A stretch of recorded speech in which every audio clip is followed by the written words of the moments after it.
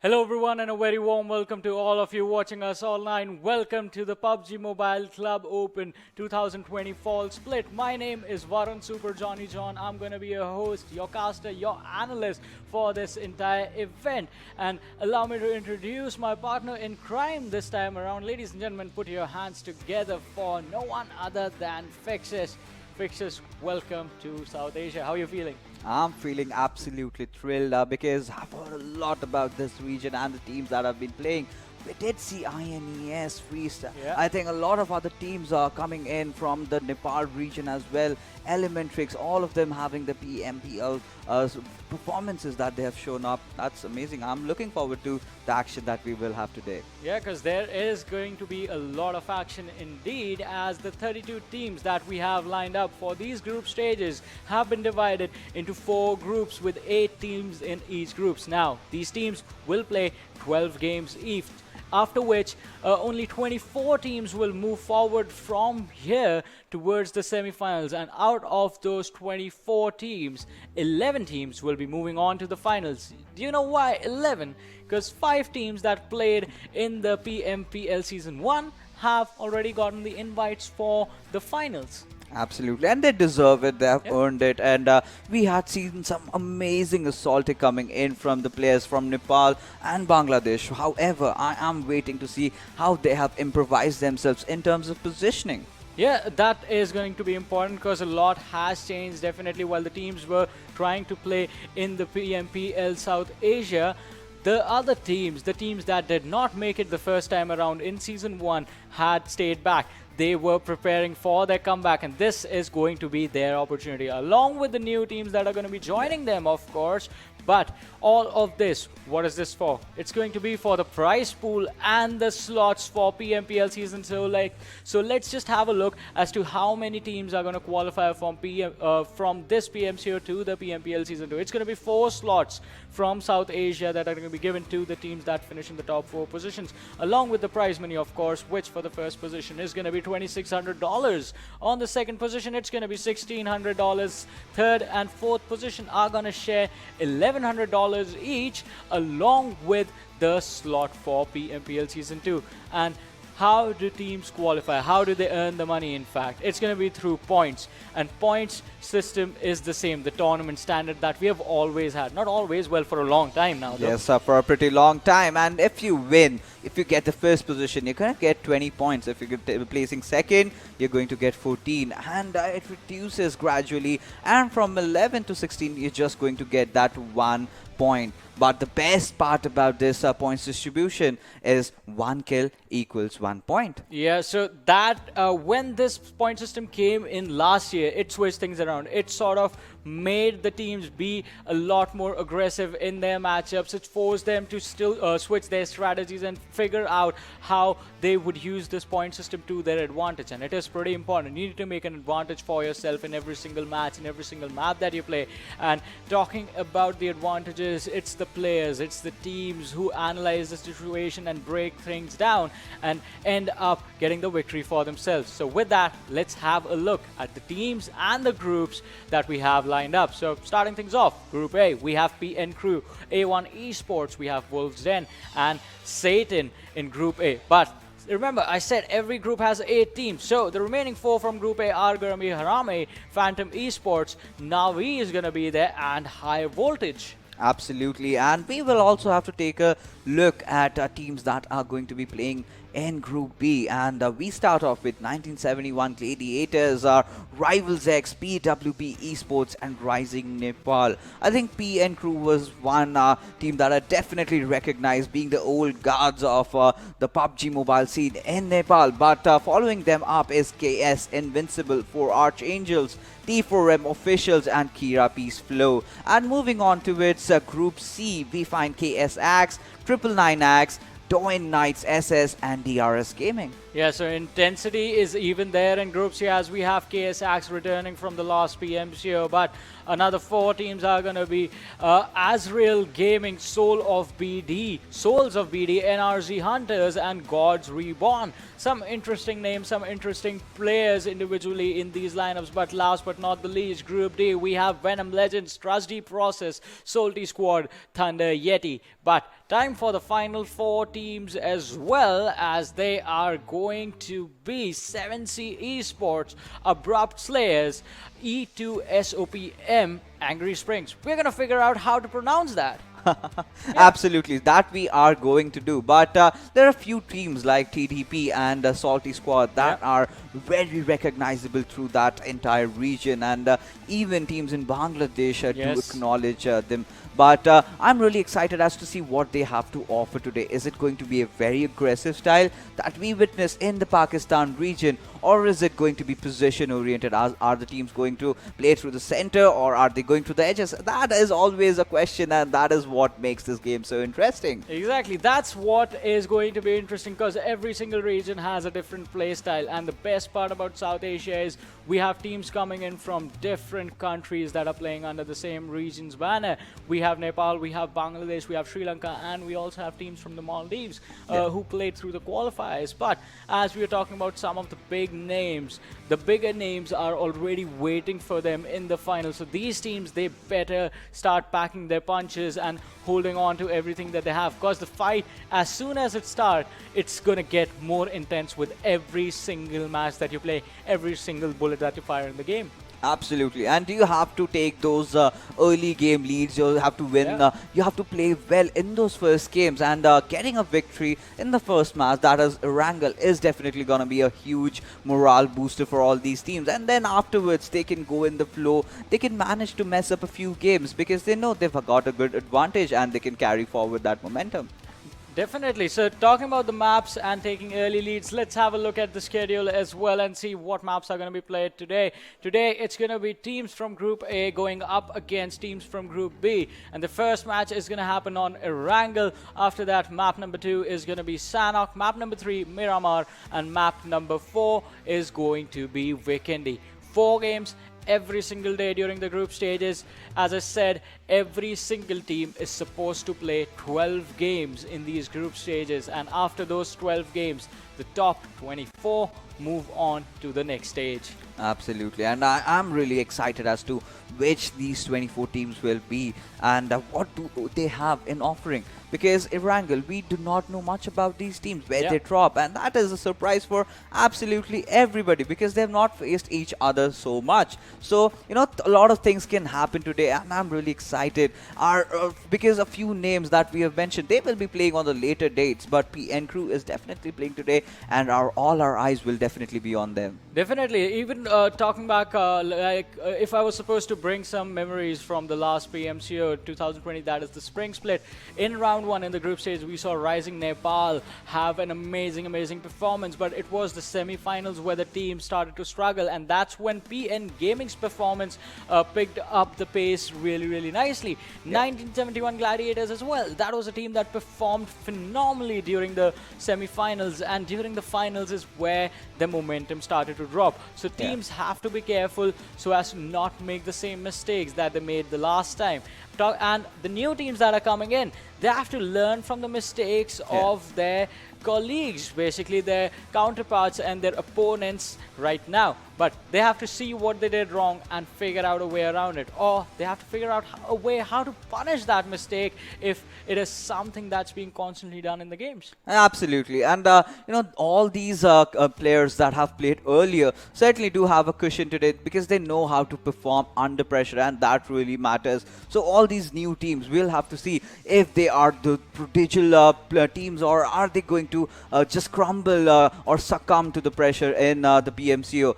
So a lot of things are going to happen today, and in I think a few more minutes we are going to hit our first game as to see how things are going to shape up. Definitely, the first matchup that is supposed to be played on Erangel is going to be started soon, and we want to know from you guys as well, what are the teams that you are looking out for? What are the people of South Asia, cheering for which teams are representing your region and who are your favorite players. The last time, one player that comes back to my mind from the last time is going to be Aruz from 7C. Even though the team did not make it that far into the tournament, a few iconic plays from the lad in the early stages were pretty incredible and were unforgettable. Then we should not forget the talent that's waiting for these guys up ahead as well. The players from Elementrix, the players from Mara, and all those guys from the teams that played in the PMPL Season 1. But this is a new journey. There are a lot of new faces, and there is definitely going to be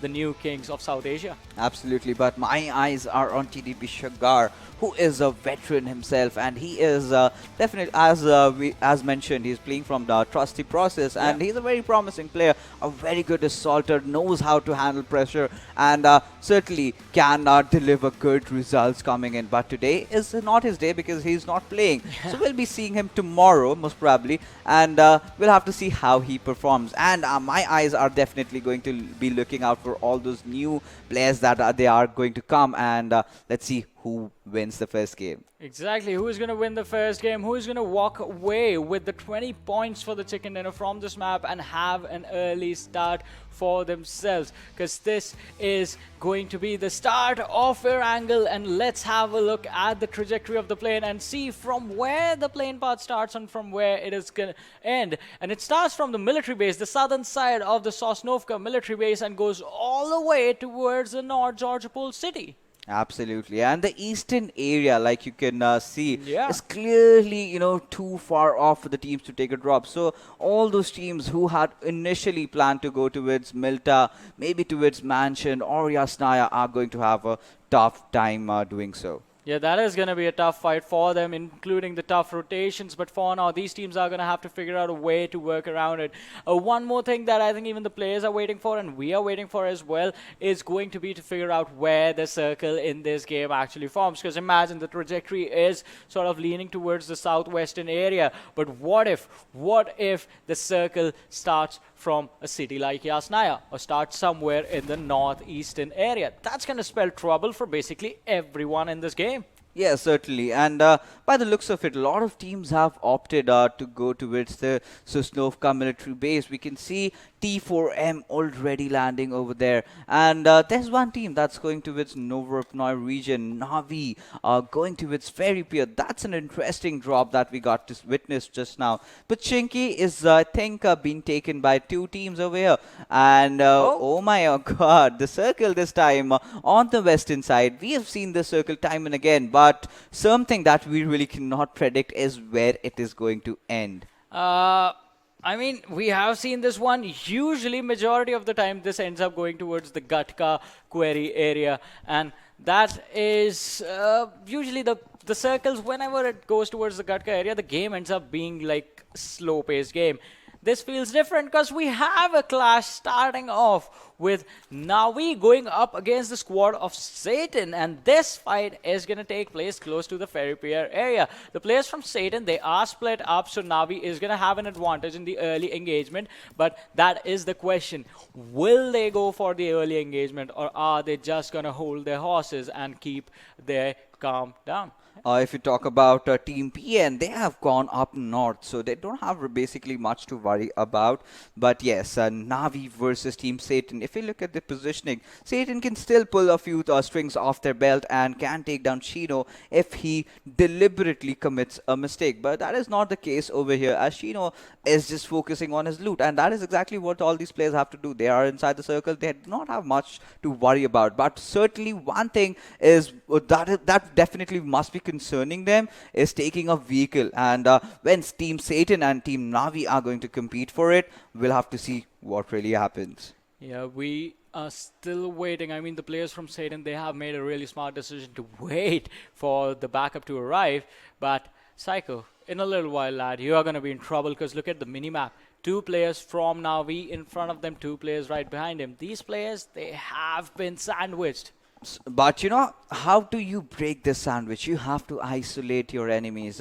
If Psycho and Alan get a proper cover fire from their teammates, if the teammates join them and they decide to target one area, so then I think the favors will definitely come down towards Team Satan. But if they kind of halt the entire process, if they do nothing about it, I'm pretty sure Team Navi is going to sandwich them from both the sides, and that will be an easy team wipe on pen and paper. Yeah, on pen and paper. Yes. That I think has to be the Had key to be word. specific about it. Yeah, you have to be. I mean, that's the thing. Every single call that you have in the game, it's not like it has a 100% success rate or a 100% failure rate. It has a probability. Either you can succeed or either you will fail. But you won't know until you actually go ahead and try this. And I think Satan, they've actually managed to chase away the players from Navi, because you do see them rotating out of position after some damage was traded between Psycho and Kill Me, who was out in the open close to the watchtower behind the backlines. And it seems like an interesting situation. Navi making the smart decision, going for the placement points and not really wanting to sacrifice anything just for a few kills in the early game.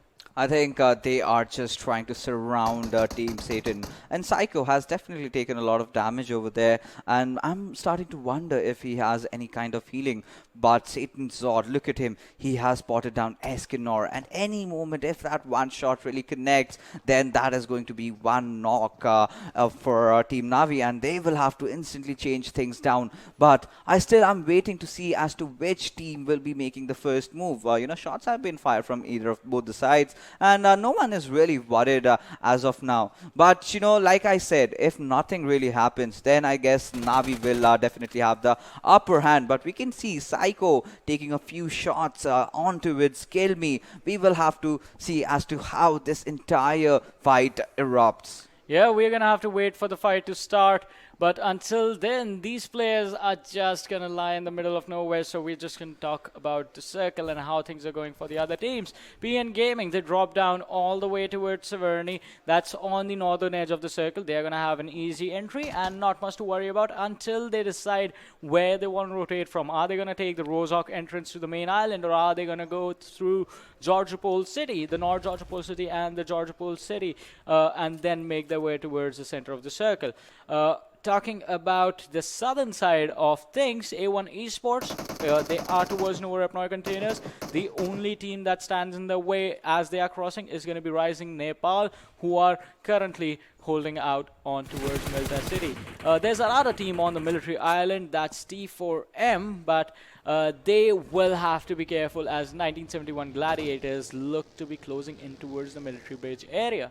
But that's still going to be a question as to whether there will be a military bridge camp, because by the looks of it, I don't think that's going to happen, because 1971 will definitely prioritize the circle and try to get towards the Gatka area as quick as possible, because when the second circle kicks in, all the teams are inside the circle and they will be searching for good areas to, good compounds, in fact, to take to capitalize and then take the fights.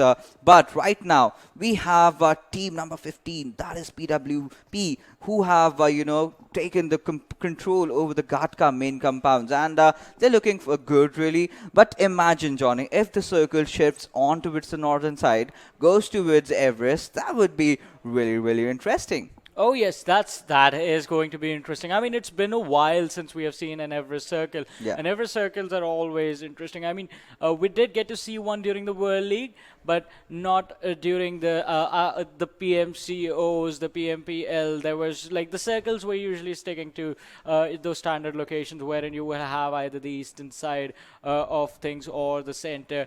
PMPL was more about the military base apparently during the finals, but Everest Circle, it is going to be an intense one, because Everest, it is really, really wide. You can climb it, but taking control, holding on to it is where it gets tricky. certainly it does. But by the looks of it, Team HV doesn't have really anything to worry about. Yeah. They have landed beside the school apartments, and they are in the apartments, in fact, I'm sorry. But look at them. They are just chilling around. They have their loot. They have those utilities. They have those level 3 armors coming in. But if you talk about Team Wolves, they have landed in Rozhok. They are also looting uncontested and have gotten the entire loot of Rozhok. I just want to see as to when these teams are going to make their move inside the circle, because usually first circle is for the teams to just loot around, and by the time second or third circle comes in, teams start making their predictions, start trying to go for the center of the zone. But right now, as we can see, as we have already told, Gatka is the area that all these teams are hoping that the circle would end.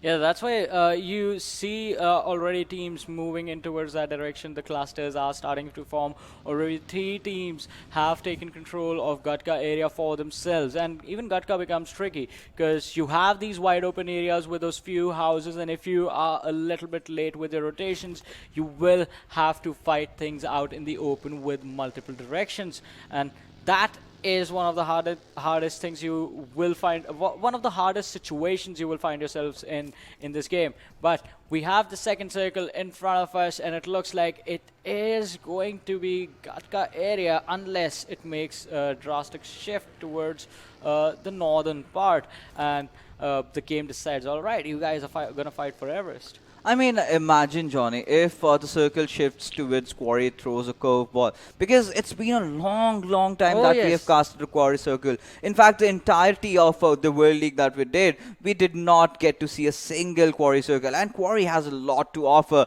But talking about things to offer, we see DBS being the first airdrop, a certain weapon that is hated by a lot of competitive players and even by everybody. Apparently, I have only seen Luxy using that, and boy, had he delivered. That was once. That was once, yeah. He got one knock, and even that because his teammates also had surrounded the lad that was being shot at with the DBS. And yes, I mean, it is an okay weapon if you're close range, but later on in the game, especially when you're going for the airdrop, you're taking such a big risk. Just getting a DBS out of it is not much. You need a little bit more. I mean, that's why people usually end up picking up the Grozas, the AUGs, the AWMs, and all those good things. But DBS, we hardly ever see that in action. Players usually just end up sticking with their assault rifles that they have.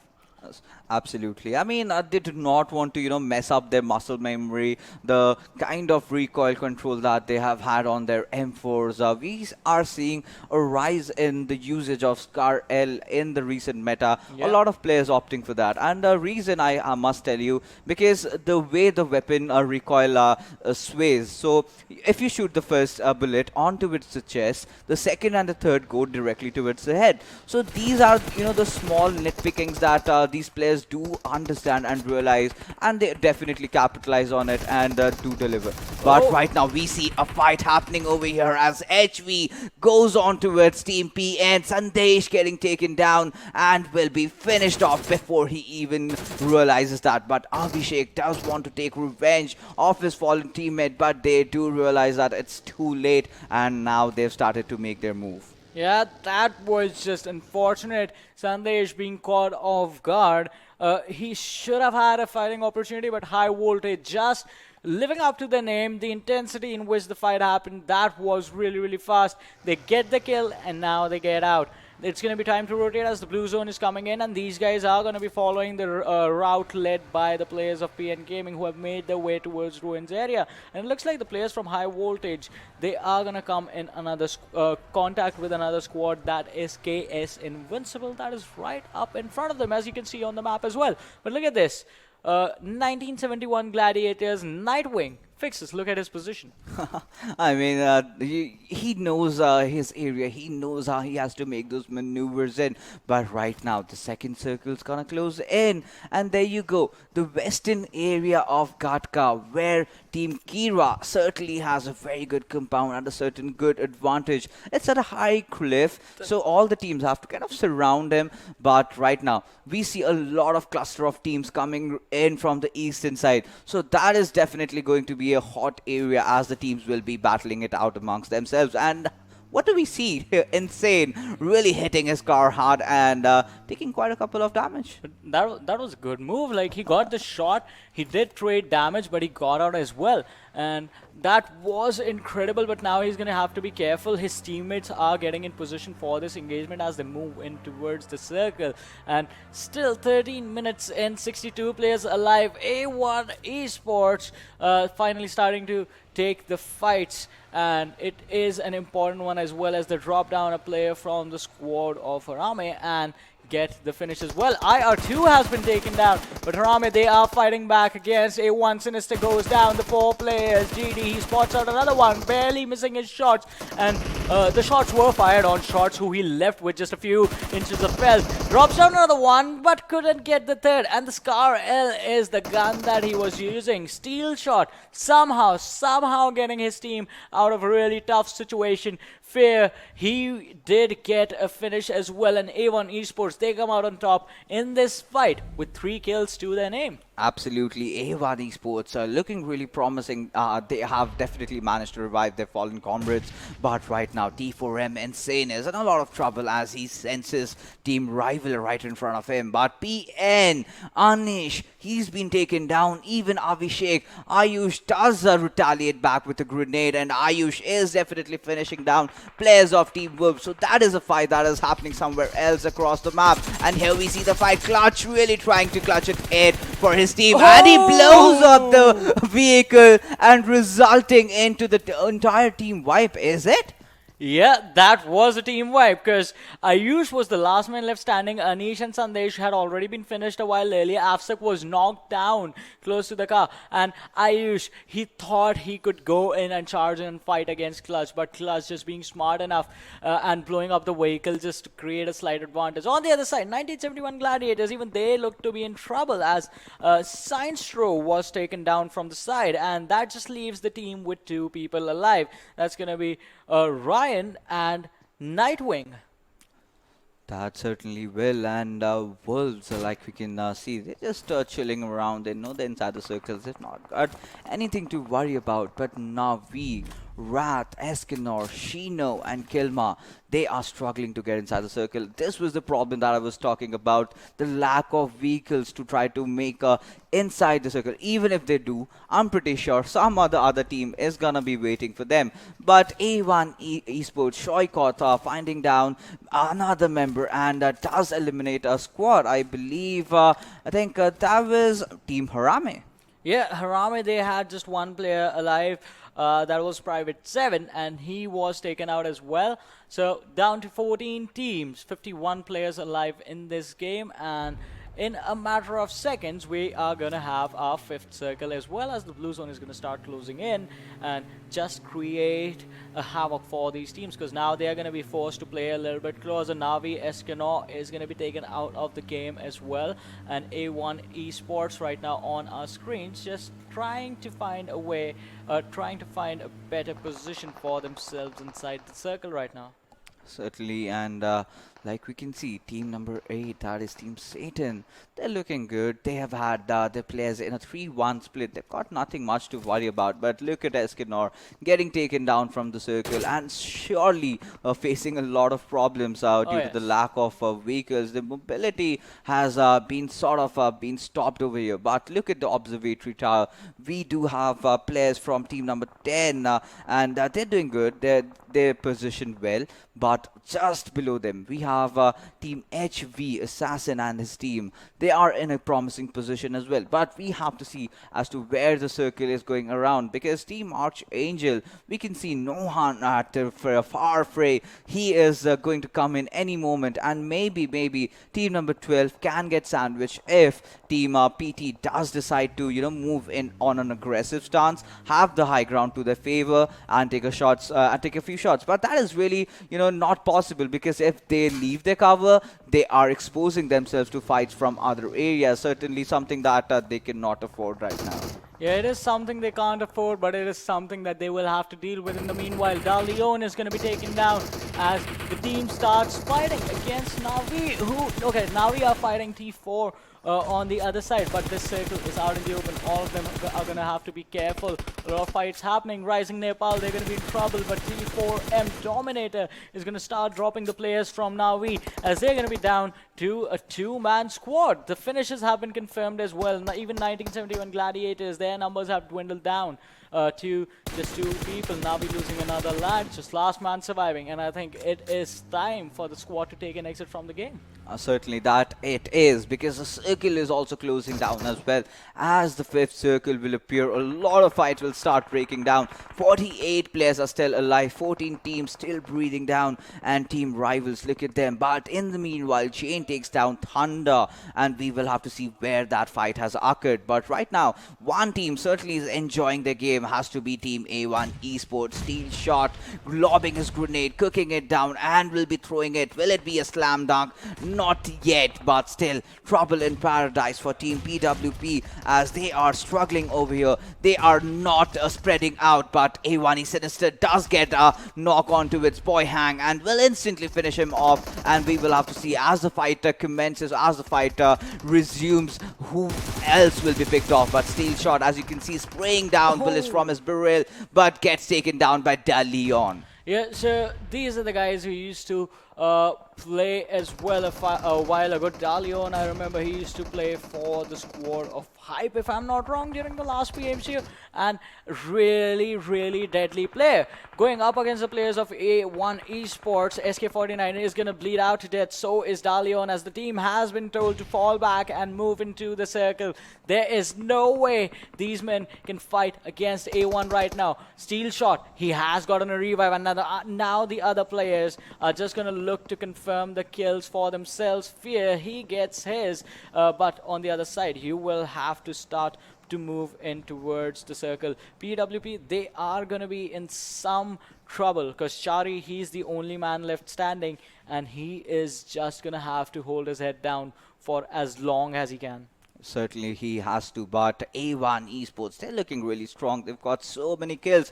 But look at Team Wolves. They are taking down players of Team PWP, and the last member has also been taken down with that. The squad really wiping out the dust. But Trigger, he takes down members of Team Kira. Shane goes down as Miner is on his own killing spree. Satan Psycho has been knocked down by Team KS. But there is this one team that's still holding down the observatory towers. That is Phantom Esports, but Frankie does respond in time as he will be trading off a few knocks. We can see the fight happening just below the waters, and like you can see, Tokle has come in real close. He wants to use the car. He is baiting out his opponents. He has baited out his smoke and now is going in for the rest. He's got his teammate right on the flank position from the right hand side, but we will have to see if the push comes in from the opponents. And Kira, they've managed to revive their players, but Satan Psycho, he is still knocked down, and he is definitely pushing in to finish off and get those kills. But right now, he's got a whole squad right in front of him. Tokle will be making the move inside the circle. As we can see, the circle taking a very interesting turn, and he has come down to safety. Yeah, the safety is definitely going to be there for the player, but only for a little while as teams have started to take their position inside the circle. Satan, Frankie needs to be careful, has a few teams to his left, one right in front of him, behind the smoke to his right, and he has to take this fight against the players of KSX. It's going to be an interesting one. Utility usage is going to be important. As you can see, the players of KSX are lining up the nades, trying to stop any sort of a push coming in from the side of Satan. That's a 3-man squad, and C Minor, he is trying to see if he can actually get some sort of a position, some sort of an open. But alright, it was KS Invincibile actually, and they do end up getting taken down by the players of Satan. Certainly. And Satan, Frankie barely just, getting into cover in the nick of time. He definitely got knocked, but we have to see if there is some certain overcommitment from the opponents out there who knocked him. But right now, Rivals Trigger in a very good position, has spotted down players from Team RN, and any moment he will be taking few shots. RisingNepal, they've held their ground, but Sinister taking down players of Team HV. OZ has been taken down, but Team RN is continuing that trashing as they've taken few players down from the other sides as well. But looking at the circle, team number 14, that is Team Rivals, is in a very strong position alongside team number 10, that is Phantom Esports. But now Phantom has to, try and get those precious kills as Trigger, using his Trigger discipline, getting a few knocks. On the other side, A1 Esports, they just blew up on squad of High Voltage, and it was an amazing play. Looking at the kill feed, it was Sinister with a Groza, gets 2 knocks, which is over to the M4 and finishes off the players. But now we have squad number 10 that is fighting this one out. Can use the throwables.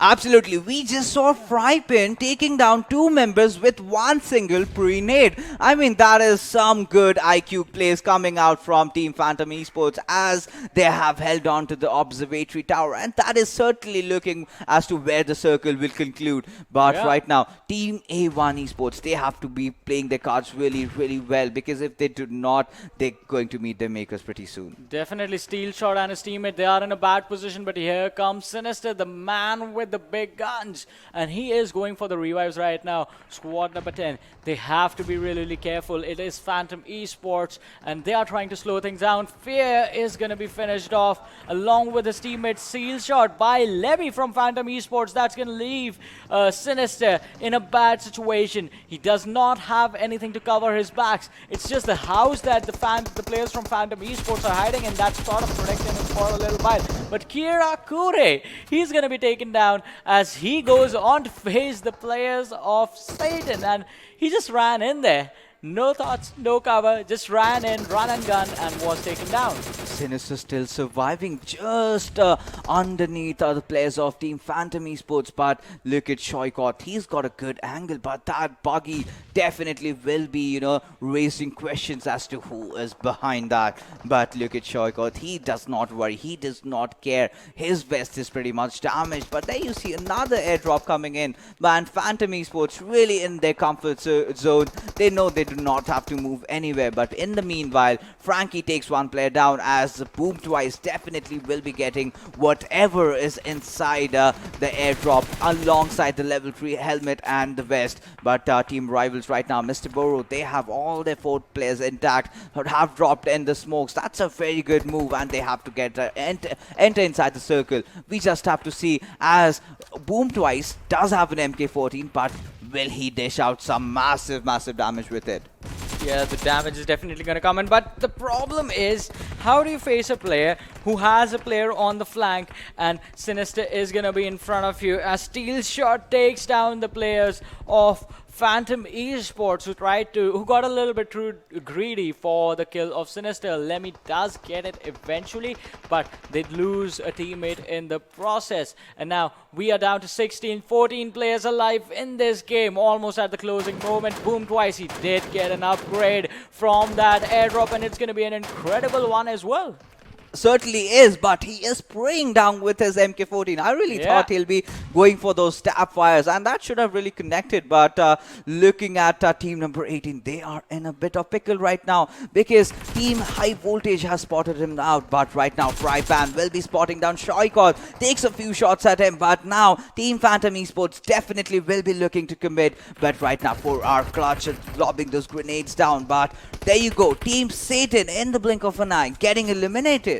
Yeah, they had an incredible start, and A1 Esports is going to be taken down as well out of this game as Skillshot, the last player surviving, is going to be finished off. 4 teams, 8 players surviving, out of which 2 players are just stuck in a weird situation where they are going to have to climb up that high ground to get a position for themselves. Also, the player from High Voltage, Havoc, he's just holding his ground. He's just waiting for these 2 guys to mess up a little bit so he can take them out. Maybe he's just waiting waiting for the player on the bottom to just try to go upstairs, and he is going to take a backstab at them, and they're utilizing the smoke in their favor. But I do not know if they've spotted or if they are oblivious of the fact that Havok is present over there. But certainly 4 teams are remaining right now, 8 players alive, and look at Team Phantom just down to that one guy, and that is Frypan. But the team that is looking actually really strong is going to be Team Rivals with all their 4 players intact. Yeah, that is just going to give them a massive, massive advantage in that final fight. But they will have to also figure out where the remaining players are and finish them off, unless if the situation does not turn out in their favor. Because we have seen the teams with the man advantage, if they get isolated and give individual fights to these teams, they do end up losing a few players on their own side, and that just ends up giving the advantage to the other side to get the chicken dinner. But for Arc, Clutch, he is still going to try and find a way to clutch this fight out. We have seen this lad in action. Havok goes for the fight, dishes out the damage on Boom twice, drops him down to barely dead HP, and here comes the knock. The guy with the MK has been taken down by Clutch. He is close. The AK switches over to the M4, is going to try and find his opponent around the rock, and he goes for the finish instead. Havok just securing the kill point for his team. On the other side, Rivals X, they come in and they clean up. Just one pan. Frypan was the only man left standing, as he is also going to be finished off. And Rivals X taking the chicken dinner in the very first game.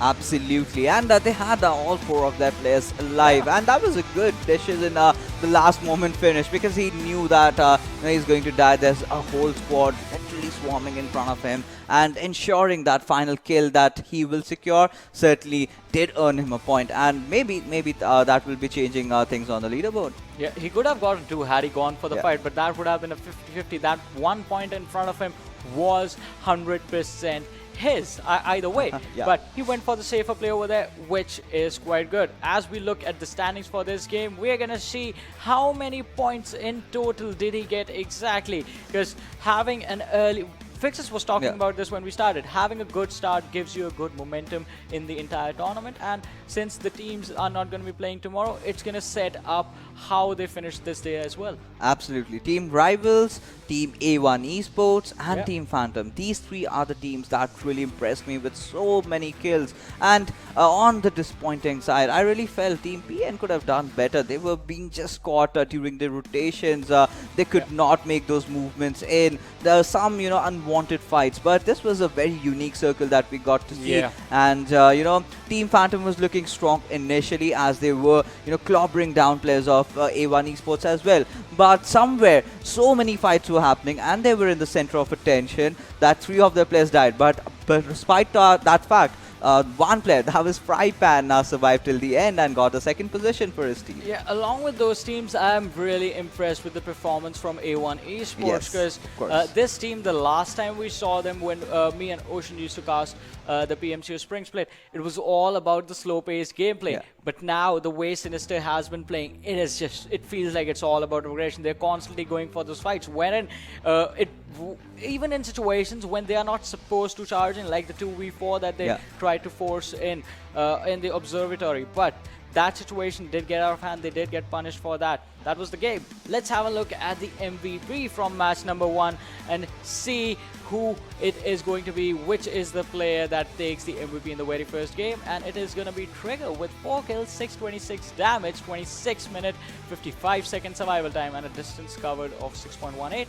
Yes, certainly, and will have to be the winning team. They kept all their 4 players intact, managed to get those 4 kills, and the Team Rivals, just stepping below the shadows where nobody could see them coming. They made sure that they kept every single player alive, while Phantom was in the center of attention. Like I mentioned, they just cleared everything from the edges and got themselves a chicken dinner. Yeah, that was an incredible performance coming in from Rivals, and exactly as you said, just keeping their heads down low during the early stages, while Phantom was fighting basically everyone they saw. And that resulted in Phantom just losing their own players early on in the game. Not early on, I mean, they did take a late exit, but them losing out on players before they could head in towards the final circle, handing the advantage over to the squad of Rivals X. But Rivals X did get a lot of kills for themselves as well towards the closing moments. I expected that final charge in to come in a lot sooner, but still, I mean, it made sense as well because the other players were hiding their positions.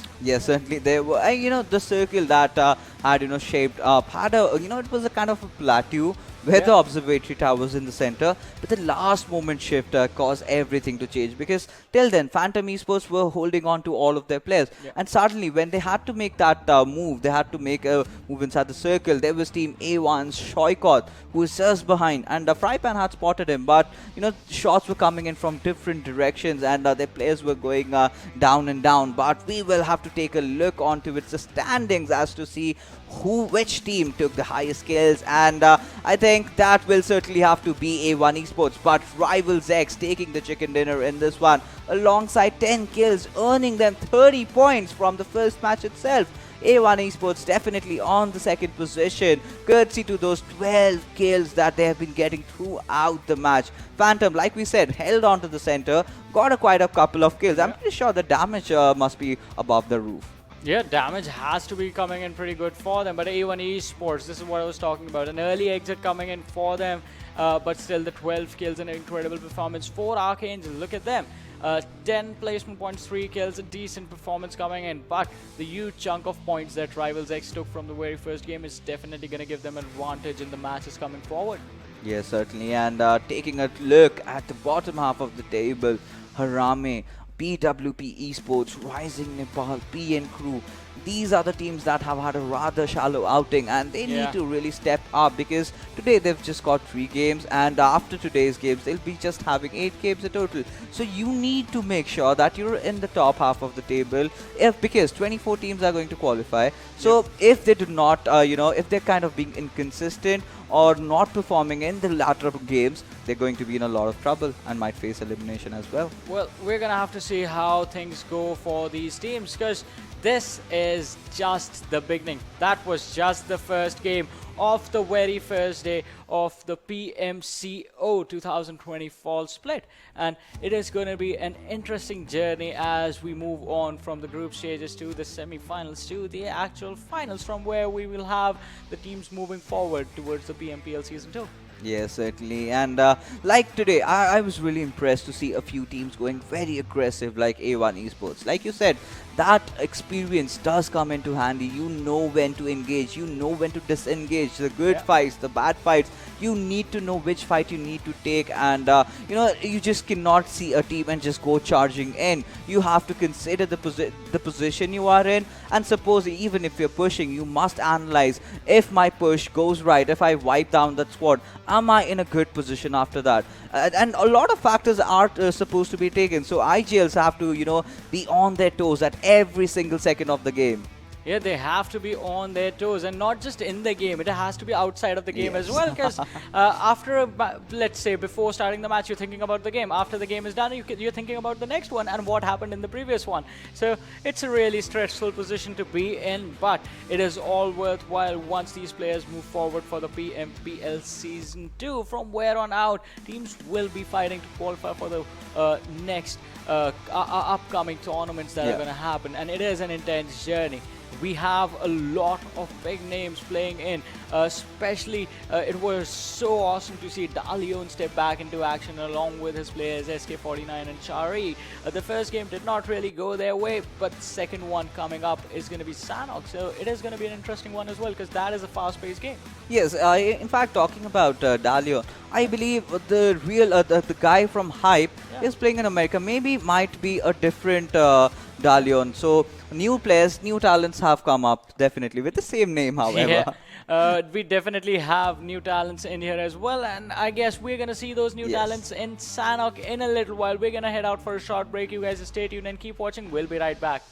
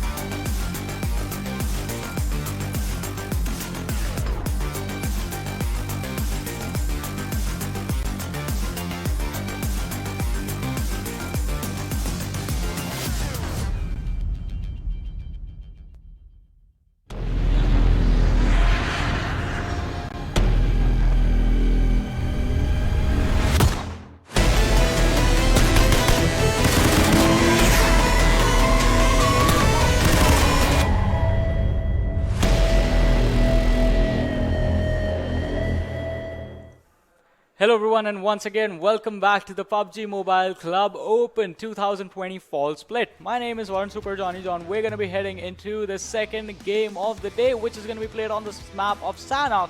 And joining me this time around, it's going to be a new guest. It's going to be a new face. Ladies and gentlemen, please put your hands together for Phoenix. So, how are you doing? This Thanks is your first a lot, Johnny, for the introduction, and I'm very excited because I'm doing casting on a big stage, and I'm doing PUBG Mobile PMCO Club Open 2020 South Asia. I'm very excited about it.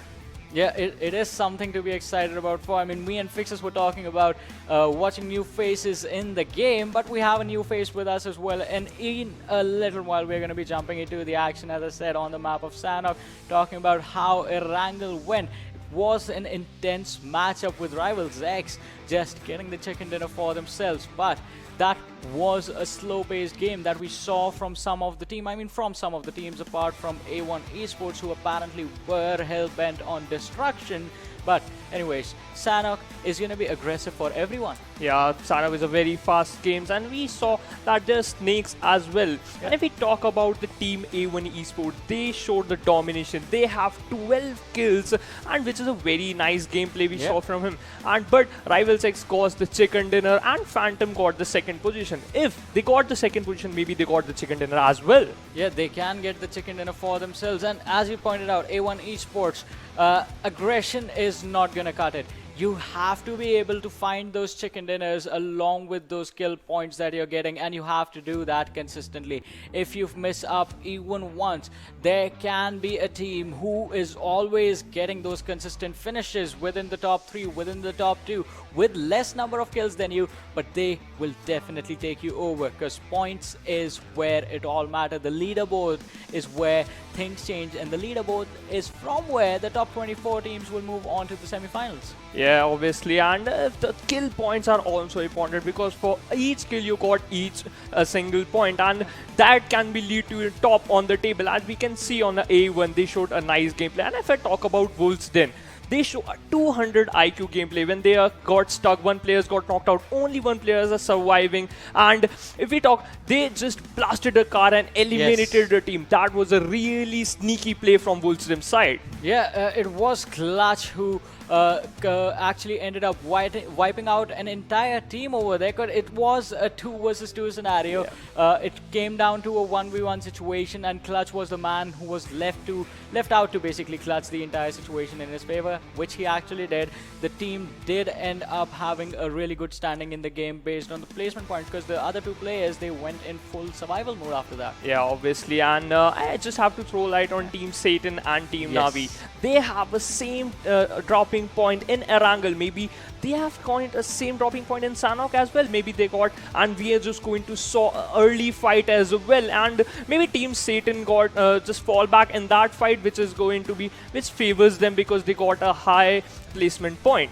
Yeah, I mean, that can definitely happen, because we were talking about drop locations clashing in Erangel. We got to see them from even multiple teams. If you're talking about George Pool City as well, even there we saw 2 teams who somehow avoided the fight in the early stages. But on Erangel, those drop locations clashing ends up becoming a little bit more prominent, because places like Paradise Resort, places like Boot Camp, places like Painan, we know when clusters form over there, be it just 2 teams, fights are gonna get started. Yeah, that's true. And I'm just looking forward to the game. And if I talk about Boot Camp, is one of the favorite places of most of the teams in India region. Orange Rock and Fnatic goes there, and you get a high amount of loot as well. Yeah, talking about the game is actually live, and we're gonna have the trajectory of the plane in front of us right now, which is starting from the southwestern edge, the southern side of Nakham, and is gonna head all the way towards Camp Bravo. So a southern side trajectory in a few seconds. We are gonna have the circle as well. That's gonna decide how much trouble the teams on the southern edge are gonna be, because as you look over towards the side of Shami, already 2 teams.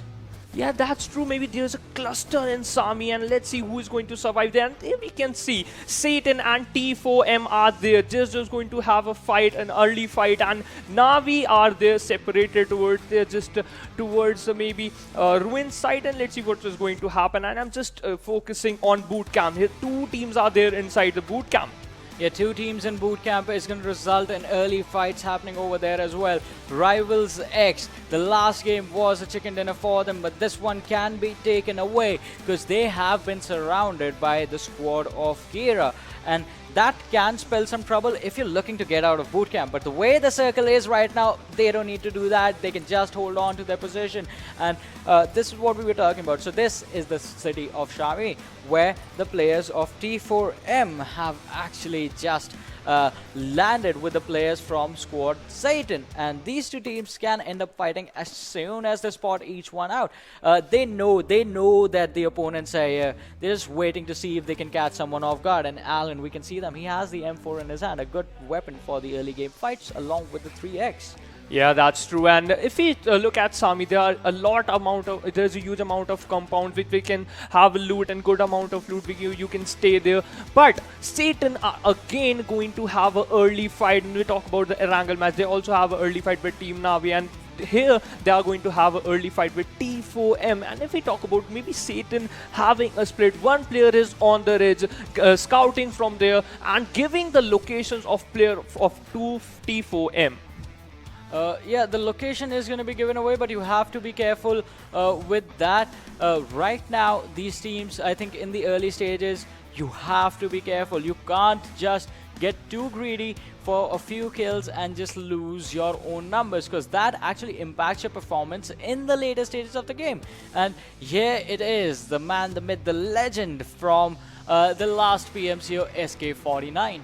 Yeah, PWT is a very nice team, and if we talk about, they are just looted from the boot camp and just moving towards maybe Painan from there, and they're having a 2+2 split. Maybe they're just going to have an advantage of this, or maybe disadvantage, because if you lose two players in an early stage, that is going to cost you in the final circles. Yeah, that is definitely going to be the case, because 2-2 splits, any sort of a split has its own advantage and a disadvantage.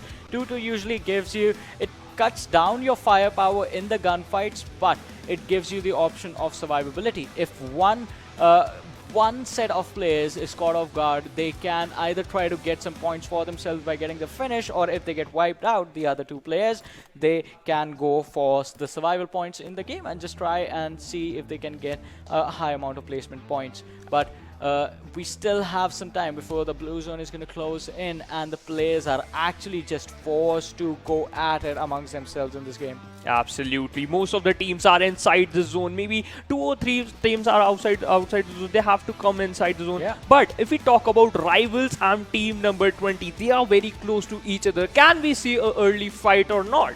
So that is definitely going to be the question. I mean, we do have the players from Kira in front of us. They're still looting, still trying to find those weapons. They have the weapons. I think the thing they are looking for is going to be the helmets and the armor, as we have Don Die in front of us with the level 1 kit on him.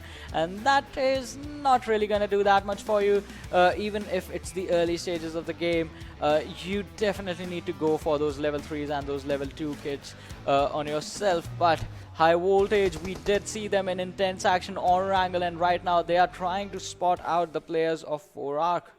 4 Archangels are just camping the bridge from the Camp Alpha side, and team number 12 High Voltage players are coming from there. And if we talk about Dizzy, High Voltage is on a 3+1 split. Dizzy is on a very far away from their teammates. What he's doing, maybe he's looting, getting some loots and collecting some data as well, that there is no team in front of him, and maybe he's just going to give cover out. Maybe he's just going to come from the riverside, which is very unexpected for 4 Archangels. Well, there are multiple possibilities as to what the lad is up to, but this is definitely not a situation that High Voltage, the players from High Voltage, want to find it out whether splitting up from Dizzy is going to give them an advantage, and this is going to be a troublesome situation as Havoc, he's in the waters. There are players from Navi right in front of him. As soon as he comes out, he's going to be spotted out, and Wrath, I think he knows where Havoc is. Yes, he does. Goes for the shots, gets the knock and the finish, and there goes the first player out of this game.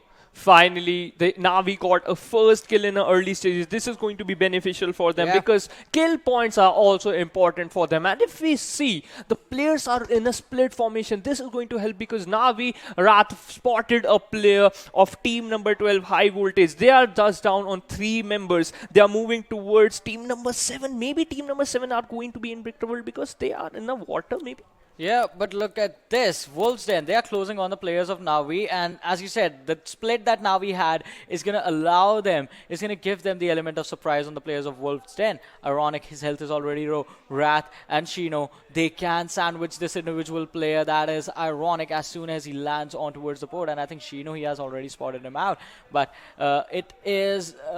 Ironic is right next to him, and they have decided, the players from Wolves Den have decided to avoid the shore entirely, which is a good decision. But you have been inside of water for a long time, and that tick damage that you get after you run out of breath, it's starting to affect the players of Wolves Den now. Yeah, that's true, because after the supply of oxygen got extended, you got every 5 damage after when you didn't breathe. And if you look forward towards the first airdrop, you got MK14 with 60 bullet of 7.62 and level 3 helmet plus vest. Let's see who is just going to take that airdrop. And if you got MK14, it has a very high damage in auto, and you can use in single as well. This is very amazing gun. If anyone takes, let's see who's going to take MK14. Yeah, as the previous caster and a friend of ours, Ocean, likes to call it, the demon with 2 faces. So I think that is a perfect name, because the gun is in fact scary to face up against, but Clutch and Ironic, they are trying to find their way on towards the shore. This entire water rotation, it was risky business from the very get-go, and it is definitely not going to pay off. Clutch, he is so close to getting kicked out. There is a piece of land right there in the middle of the cliff. He can go there, heal up, and then start his journey again. But it's so much time being taken away from these players that could have been spent on doing other things, like finding better equipment, getting a few kills for themselves, rotating on land. Multiple number of possibilities, but for now, the cluster of the teams has formed towards the Ruins Island. Yeah, that's true. And still Navi players are trying to find some players. If we look at team number 18 and team number 11 are kind of close. And if we talk, team number 9, which is Harame and Rivals, they are also very close. Rivals are just on the pine, and maybe they spot team number 9 players. And if they knock a single player, this is going to be very difficult for team number 9, because if you lost a single player in early stages, in final zone, you're going to have a big trouble. And team number 5 is also moving. There's no team coming towards them, because they have a boot camp side bridge, and let's see what is going to happen. Yeah, we're going to have to see what is going to happen. And PN Gaming, as you said, the edge, in fact, of the Ruins Island that they're on, they're going to be in a comfortable position for now. But later on in the game, when the circle moves away from them, that's when they're going to have to decide how they want to play things out. Another team that's in an interesting position, it's going to be PWP, still sort of clustered on bootcamp area. Even 1971 Gladiators, they are refusing to leave the Paradise Resort, even though it's outside the circle. They're spending as much time as they can over there. Here comes the second airdrop with the MK14, the demon with 2 faces, and the cheek pad for the snipers along with the level 3 kit. Yeah, that's true. And if we look forward towards the A1 Esports, they are still moving inside the circle. There's no team to consist them. And let's see what is going to happen. If we talk about Wolves, then they are moving from the water. They can backstab team number 8, which is Team Satan. And if they got backstab, maybe they are going to get eliminated as well. And if we look forward to team number 17, they are also moving inside the zone. They are inside the zone. Let's have a look. And here's we got the second zone. Most of the team are inside the zone. Only team A1 Esports and 1971, they just want to move inside the zone because they are out of the zone. Yeah, that is definitely going to be their objective, to move inside the zone. 1971 Gladiators and A1 Esports, although the distance that they have to cover is going to be a long one. Just like the squad of Wolves Den, I wonder if the players have made it on towards land, and if they do, where will they land? Because they just somehow managed to avoid the squad of Navi. Now, the place where the players are positioned, that's where the squad of Satan is actually holding out. But on the other side, M-Cop Ryan actually goes on domination, I think. And A squad just taking an exit. All right. So we still have 16 teams. We still have 63 players alive. Apart from the very first kill inside the game, nothing has happened. Yeah, that's true. And if you talk about team number 12, high voltage, they are still there. And rivals, they are searching for a good place. They left the Painan area and they're just moving inside the zone. They just want the middle compounds inside the zone so they can be more safe, because zone shifting is one of the most crucial things in Sanhok, because you just have to move inside the zone while taking the fights, and the zone damage is also getting high after the zone is going to be increases. Yeah, definitely, and that does cause a lot of trouble for the players. Rivals X Trigger, it looks like he has spotted out a few of the players from the side of Kira right in front of them. Mr. Boro, he has the scope, he has the weapon, just needs to figure out where the player is out in the open. Talking about things in the open, it's going to be Shino spotting out the players from Satan. Frankie and his teammate just holding on to the sniper tower for now, but can they do it for a long time? And the candid sight, we rarely get to see that thing in action, but when we do, it's always fun. Yeah, that's absolutely true. And Satan maybe also just spot the team 11, which is also a night fight. Can we see a fight? Because it's already 12 minutes and only one single player got killed. Total 16 teams are alive and we have 63 players there. And if we talk, Navi killer got knocked out and finished by Satan. Frankie got a kill and they are playing very nicely. They just knocked the player and instantly finished them, because skill is important. Yeah, kills are going to be important. I mean, securing that one kill point. Frankie, he has to help his teammate out. But now Navi, they're going to be in trouble. Wrath, he does know the positions because they have been spotted out for a long time. But it's that engagement to the sniper tower. It gives you so much cover. You can come up, you can shoot, you can fall back down and have a good time that way for as long as you can, for as long as you stay in the circle. All right, we did see Wolves then make the water rotation. Now we are seeing A1 Esports do the same thing along with the players of high voltage. Both the teams are taking different trajectories, but it is going to be risky business. Just as the situations were for Wolves Den, you can go through those situations yourselves as well. Yeah, Wolves Den maybe got sandwiches by 14 because A1 Esports are coming from beside them. PT, team 10 are there. Navi is also there, and team number 8, which is Saturn, are there. Maybe Wolves Den are going to be in a big trouble if they get a good fight and get escape from there. Maybe they're just going to get a high position points as well as skill point. And if we talk about team number 20, Kira, maybe they are having a fight between team number 14 and if we talk about team number 12 finally going from the taking a water path to move inside the zone.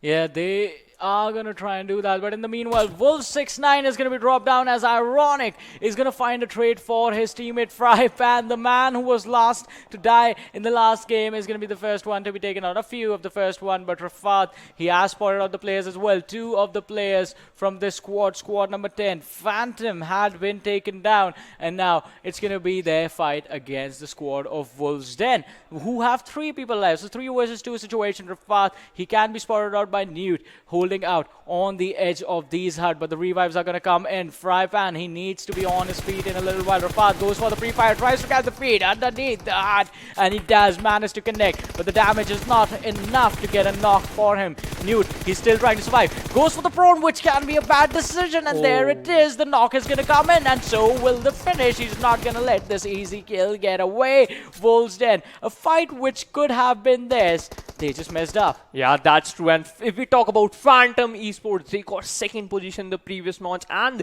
they want more kills so that they can improve their placement and position points as well. Wolves are in a problematic situation. They left with only 2 players. They maybe have to fall back because more players are coming towards them. They need to have a calm and a peaceful game right now because they lost 2 players in the early stages. And if we talk about one more player got knocked out by PT Team 11, they are just playing recklessly, and team number 10 showing that why they are being on a very good game.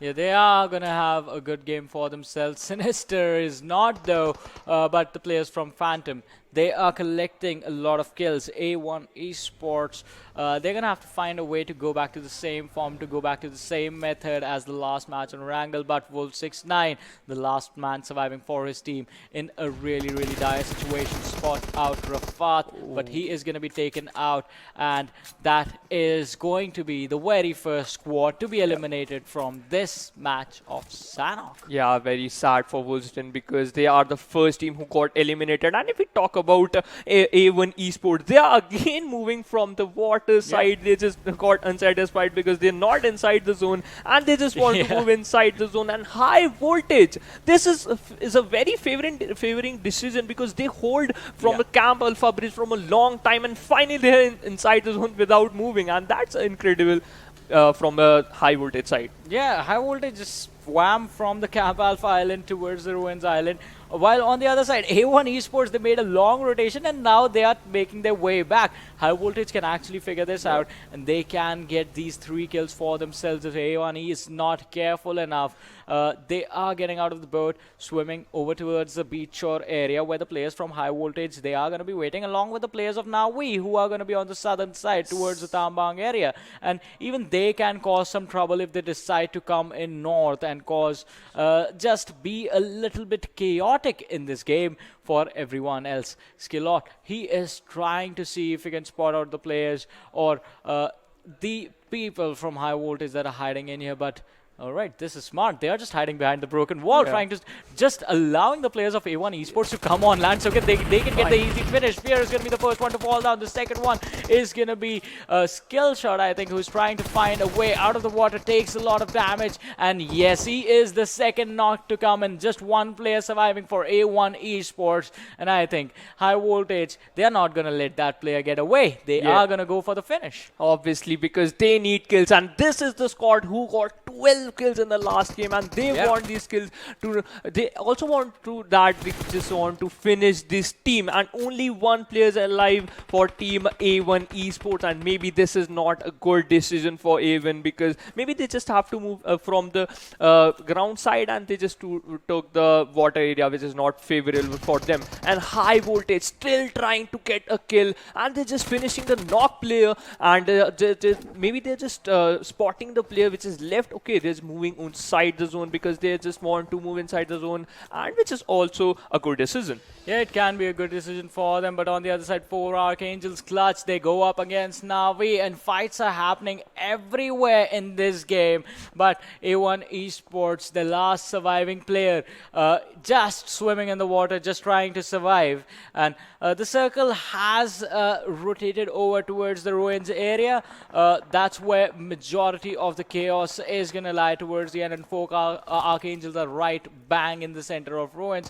So they're going to be in a really good position for now until the team start closing in. Shino, he looks like he is just dead in a matter of seconds, and yes, he is, because Satan was apparently after his soul. Yeah, that's true. Finally, Satan and NAVI took a fight and NAVI got eliminated. Satan have 3 kills and they have 4 players alive. And right now, T4, 1 player got eliminated, which is very bad for them because if we talk about Satan, they're playing very well. They know what to do and they are inside the zone. 1 player is inside the zone, scouting and as well. And HARAME player got knocked down by play zone. Kera Dondini also got knocked down and PT Lenny got finished. Yeah, but Phantom, they are not looking to stop as Kira is going to be finished off by Frypan. Rafat was knocked down, but they are going to go for the revive as Dondai was knocked down as well. And this is going to be an easy revive, but Frypan, just to be safe, did smoke his teammate so that he is hidden and the shots do not connect on him, because you do see the squad of KS Invincibile in the distance as well, and even they can try and grab some kills for themselves.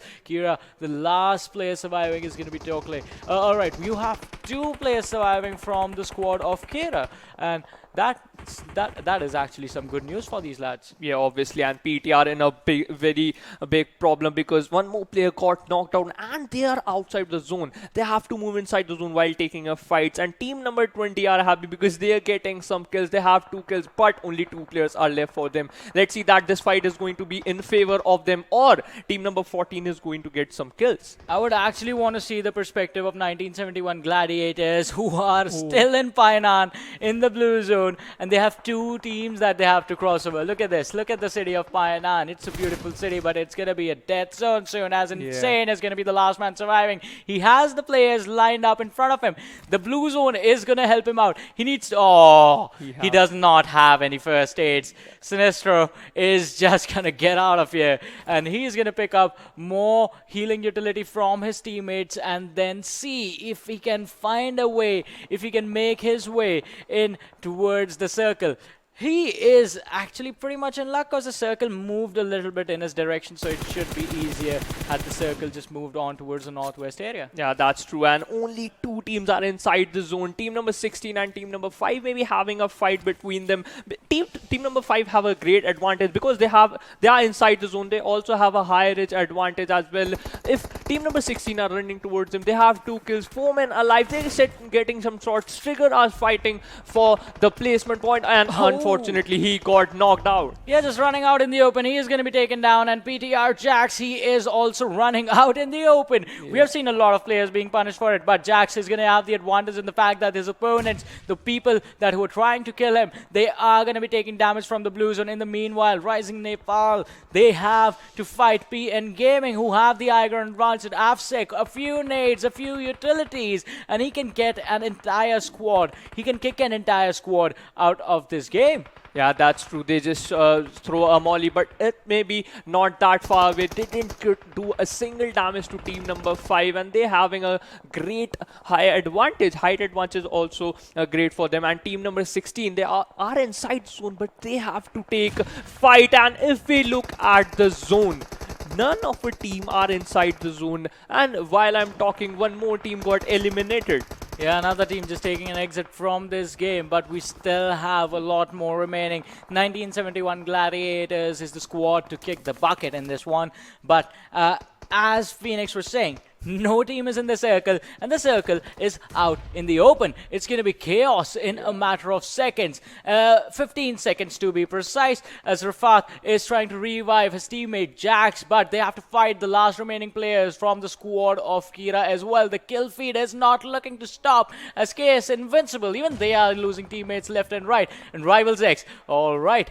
Kure, he can go for the easy finish if he just spots out the... Alright, there's the spot, and he's just going to have to be patient, wait for the player to come outside of the cover, and then just go for the finish. The Molotov's not going to go there, buddy. Let's see. Okay, unfortunately, he mollied himself. This is going to be very unfortunate for him because he have only one first aid kit, 12 bandages, 3 painkillers. Let's see what is going to... He also have to move inside the zone while taking fight with team number 14. Team number 14 looking very nice. Only one player is knocked out. Maybe he can make it. Maybe they can revive them. Yeah, they can go for the revive, but Mr. Boro, he's trying to go for the charge and goes for the finish, but Kure is going to finish him off instead. And that's an easy kill that he wraps up for himself. Now he needs to heal up and he needs to move inside the zone.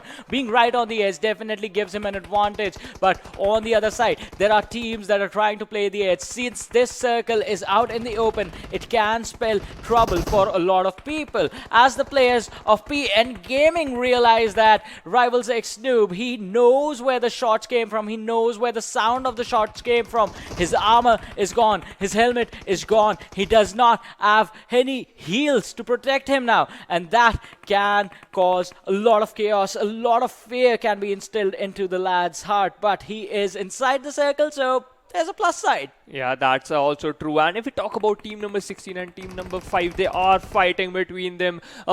Team number 16, one player is knocked out, but he come to revive his player. Team number 5, PN Ayush, didn't know that there's player inside. Maybe he know he's just trying to spot them or get them revived, and then he's going to finish them. He spot the player, shots them not, but only few shots connect to them and a little bit damage done to him. Yeah, only a little damage being dished out. Ayush was so close to getting that finish, but it was a 1v2. By the time he adjusted his aim, he was already dead. He just did not know it. But RN, RisingNepal, Sonam, he is also charging in high voltage. They have somehow managed to keep a really good position for themselves in this game. Top 3 teams alive, the last 4 players, and RisingNepal, Sonam is going to be one of those. Does not have heals, only 3 bandages left, 50% health is going to be spotted out and taken out as well. High voltage, last player surviving for this lad. A 1v1 1v1 situation. Who is going to get the victory? Kira, they still have one player. He somehow managed to make it in the top 2. Has 3 kills. Both the players have 3 kills for themselves. And it is going to be an intense 1v1 situation, but it has to be a patient one as well. Because now it's going to be time to just see where your opponent is. If you are over aggressive in this open area and you miss a shot, you can be taken down. But it feels like Kira knows where his opponent is. Yeah, that's true. And both players have to move inside the zone. They're out of the zone and they also have to take the fight. This is a 1v1 situation between these two lads. Let's see who is going to win. And patience. Patience is the key to success. Yeah, it is definitely going to be the key to success over here. But so will the circle, because Kira is actually really, really close to the circle. It is out in the open. On the other side, Chief from the side of high voltage, he still has distance to go. So here comes the tick damage. And in a little while, he's going to have to start to make his way inside the circle. He does have some first aids. All right, he just had one. And there it goes. Now he's out in the open. The damage has been done already. If he goes for the bandages or anything, he can be spotted out. Just a few pixels and looks like that's going to be the end. Who got the chicken dinner on that one? That's going to be a surprise. Yeah. We did not actually get that. That's also true. Let's see who's got the chicken dinner. I'm very excited because the 1v1 is also very interesting, and I'm just got amazed because they are moving. They don't have a high amount of health. One player thought that he's going to heal up and do the heal battle, but he thought that he have to move inside the zone and kill the player. I mean, that's the only option he had because the blue zone was on him. He was taking the take damage. Had he just stayed there for a long time, he would have been finished off. And that is one thing. You could have denied the kill to your opponent as well. Just go with the second place. If you know your team has like 8 to 10 kills, you can just go and settle for the second place. Because at the end of the day, it's not about getting a chicken dinner in one game. It's about having a consistent performance in 12 games. That's how you move on to the next stage. But this time around, the aggressive move that was made just to try and rush in and try and just fight the situation out. Shots were definitely fired from both of them, but who won? That is going to be a big question. That is going to be a big question. And if we talk about the teams who got in the final, but I just want to show light on Team A1. A1 Esports got eliminated in early stages. That is going to be very wrong decision for them because they didn't know what to do. But maybe let's hope for the next match they're going to do better. Yeah, let's hope the next match goes better for them. But for now, let's have a look at the MVP from this game. And it's going to be Kira Kurkure is his name. I like the name. I mean, I like the thing that it's named after as well. Has 4 kills, 500 damage, 25 minute and 55 second survival time, and distance covered 6.18 kilometers. That's also nice. And he got 4 kills. Maybe Kira got the chicken dinner and he got 400 damage. Yet he know what he going to do. He just moving inside the zone while prone, which is also nice damage. You don't have to stand up. Didn't want to give any position to your opponent because if you know that you are going to have, you know, your gun power is quite good, then yeah, that's a good decision, and that's why maybe they got the chicken dinner. Yeah, it can be it, and it was a risky decision as well, just coming down to a 1v1 situation between two players from two different teams. And I agree with you. I think Kira actually did end up getting the chicken dinner in that one because the health on the side of the other player was actually a little bit less, and if both of them start firing at the same time with the same weapon, the damage would have just finished off the other player first. But let's have a look at the standings from this game and see if Kira got the chicken dinner, who was in second place. High voltage with 8 kills, 22 points. RisingNepal is going to be on the third, 17 points coming in for them, and a decent performance. A lot of bounce back, so a lot of teams who got eliminated early on in the last game doing really well in this one. Yeah, that's true. But if we talk about Phantom, they got 4th position, have 5 placement points with 9 kills, total 14 points. This is a very nice game. They showed the momentum. They have the momentum and keep up the momentum. A very nice game from Phantom as well. And we talk about RisingNepal. They have 7 placement points with 5 kills, 12 total point. PN Crew finally got 8 placement points, 5 kills and 13 points. And KS Invincibile, they got only 4 placement points with only 1 kill. Yeah, the kill points are going to be a little less for KS Invincible, but the 5 points in total should give them a decent standings in our leaderboard. But moving down, the unfortunate incidents that happened, 1971 Gladiators, an early exit with no kills, A1 Esports, PWP Esports, and Wolves Den as well. So the bottom 4 teams, no kills to these lads, just the placement points. 2 for 1971 Gladiators and 1 point each for the 14th to 16th position teams. Yeah, that's true. And if we talk about 1974 Gladiators, they do a very late rotation every single time. I don't know why what they are thinking. Maybe they're just like A1 Esport. What A1 Esport did, they just moved from the water side towards the northern side, and then they again choose the water side. Maybe which is very unfavorable for them, and that's what 1974 Gladiators do. And that's why they just knocked outside the zone. Yeah, they were stuck in Painan with 2 other teams and were trying to fight it out, but the fight got overextended. And you can't fight the blue zone for a really long time. You're going to start running out of healing utility for yourself. The bandages are going to go away, the first aids are going to go away, and you have to be really careful. So that's why teams have to figure out a way and have to figure out if this fight gets extended and the blue zone is going to come in for us, how do we plan to disengage? A1 Esports, they had that plan, but the execution of that plan was flawed. They ended up going towards the shore side where the players from high voltage were already waiting for them. But talking about waiting, we have been waiting for this, you have been waiting for it. It's time for the leaderboard and to see where the teams stand after 2 games. So RisingNepal is going to be leading the charge with 42 points, and coming on the second position now is going to be Kira Peace Flow with 35 points. Phantom Esports, they have had consistent performances in both the games, 33 points to them. That's true, and High Voltage is on 4th position with 33 points. Satan having 5th position with 23 points. A1 Esports fell down to 6th position with only 20 points. RisingNepal is having 7th position with 20 points, and 4 Archangels also fell down to 8th position with only 17 points. Yeah, but these are the top 8s. After this, we're going to have a look at the next set of teams as well, and that is an intense one because the teams on the bottom half of the standings, they're going to be in a lot of trouble. They will have to find a way to have a good momentum going into the second set of games that they're going to be played, which are going to be the day after, because today it's Group A versus Group B. Tomorrow it's going to be Group C versus Group D. So these 2 groups are not going to be playing tomorrow. They have to get a good start in this PMCO 2020 fall split for themselves. Yeah, that's true. And if we talk about Phantom, they show a consistent gameplay. But other than Satan, the team Satan also give a consistent play as well, because they know the placement points are important. That's why they're on the first chart of the position points all over. And even Esports did a wrong decision, but still they have a good amount of kills and placement from the earlier match.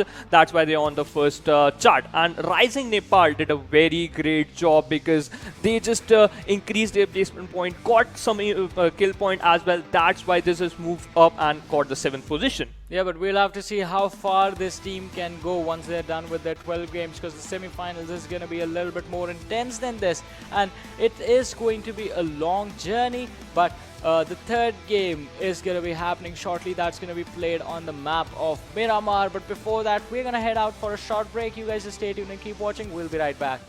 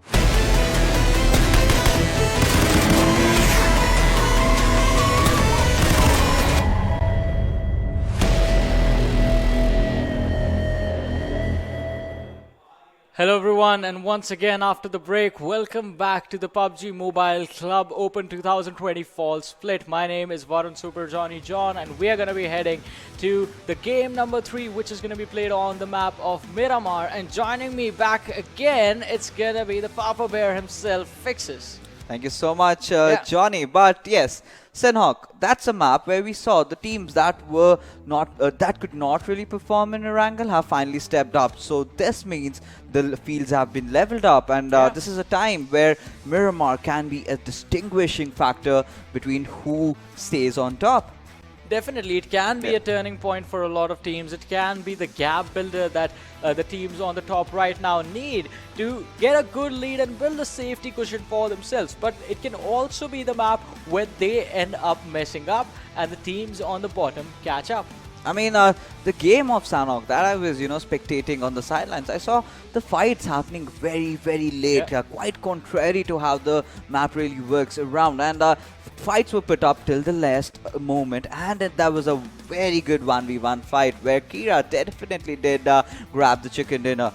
But right now in Miramar, things are going to be different. We're going to see a lot of DMR actions, maybe some bold actions also coming in. But one thing for sure, teams have to be very careful of those ridges and hold on to the high ground. Yeah, teams definitely have to hold on to the high ground, because as far as Miramar is concerned, it's all about those mid to long range battles with those DMRs, with those bold actions. And if that doesn't work out, you can always go for an assault rifle with a 6x if you find one. But what is going to happen, which weapons the teams would prefer, which locations the teams are going to drop down on, we are going to find out just in a little bit as the match is going to go live. But before that, which is the one team, Fixes, from your side that you think is right now just outclassing everyone? I think a few teams like A1 Esports had a very good game in Erangel, but kind of fell short in Sanhok. But I did see a lot of potential in that particular team. PWP, in fact, is also a team that we have to watch out for, because, like you mentioned, their players are up in America right now. But this is the team that was formerly hype. You have SK49, you have De Leon. So a lot of the old guards have stepped into new shoes. So we have to see. Can they shroud themselves into their new orgs, or will they just crumble to the pressure? Well, interesting thing about Hype is Hype used to be a really good team coming in from Nepal, but the players had to move abroad to pursue their educations, and while doing that, they are also playing in 3 different regions. So you're going to see Hype in North America, you're going to see the players play over here as well. And some of the players who moved on over to the other region, they're going to be playing in the wildcard region as well. So Hype is everywhere. You know, the hype is real. Yeah, hype is real. And certainly it is. I mean, I have seen these lads, but let's not wait any longer as the game has already begun. And let's head into the deserty map of Miramar, where we can see the flight path trajectory, this time from the southern side of Los Leones heading towards La Cabrera. So the eastern side is quite far-fetched for the teams who want to drop over there, but we'll have to see where these teams drop, what are the initial fights, which team is going to Picado, are there going to be clashes in San Martin? A lot of questions remains to be answered, and let's see what happens. I mean, if we are patient enough, we are going to get the answer to those questions as the game keeps on moving forward. But for now, KS Invincibile, they are the first ones to leave the plane, and it looks like they are going to head towards the Chumasera area. And it is going to be an interesting drop location, because if the circle ends up moving away from them, the teams on those clustered parts of the map can cause a lot of trouble. Picado is also one of the highly contested drop locations, along with the city of El Pozo, Hacienda del Patron, San Martin,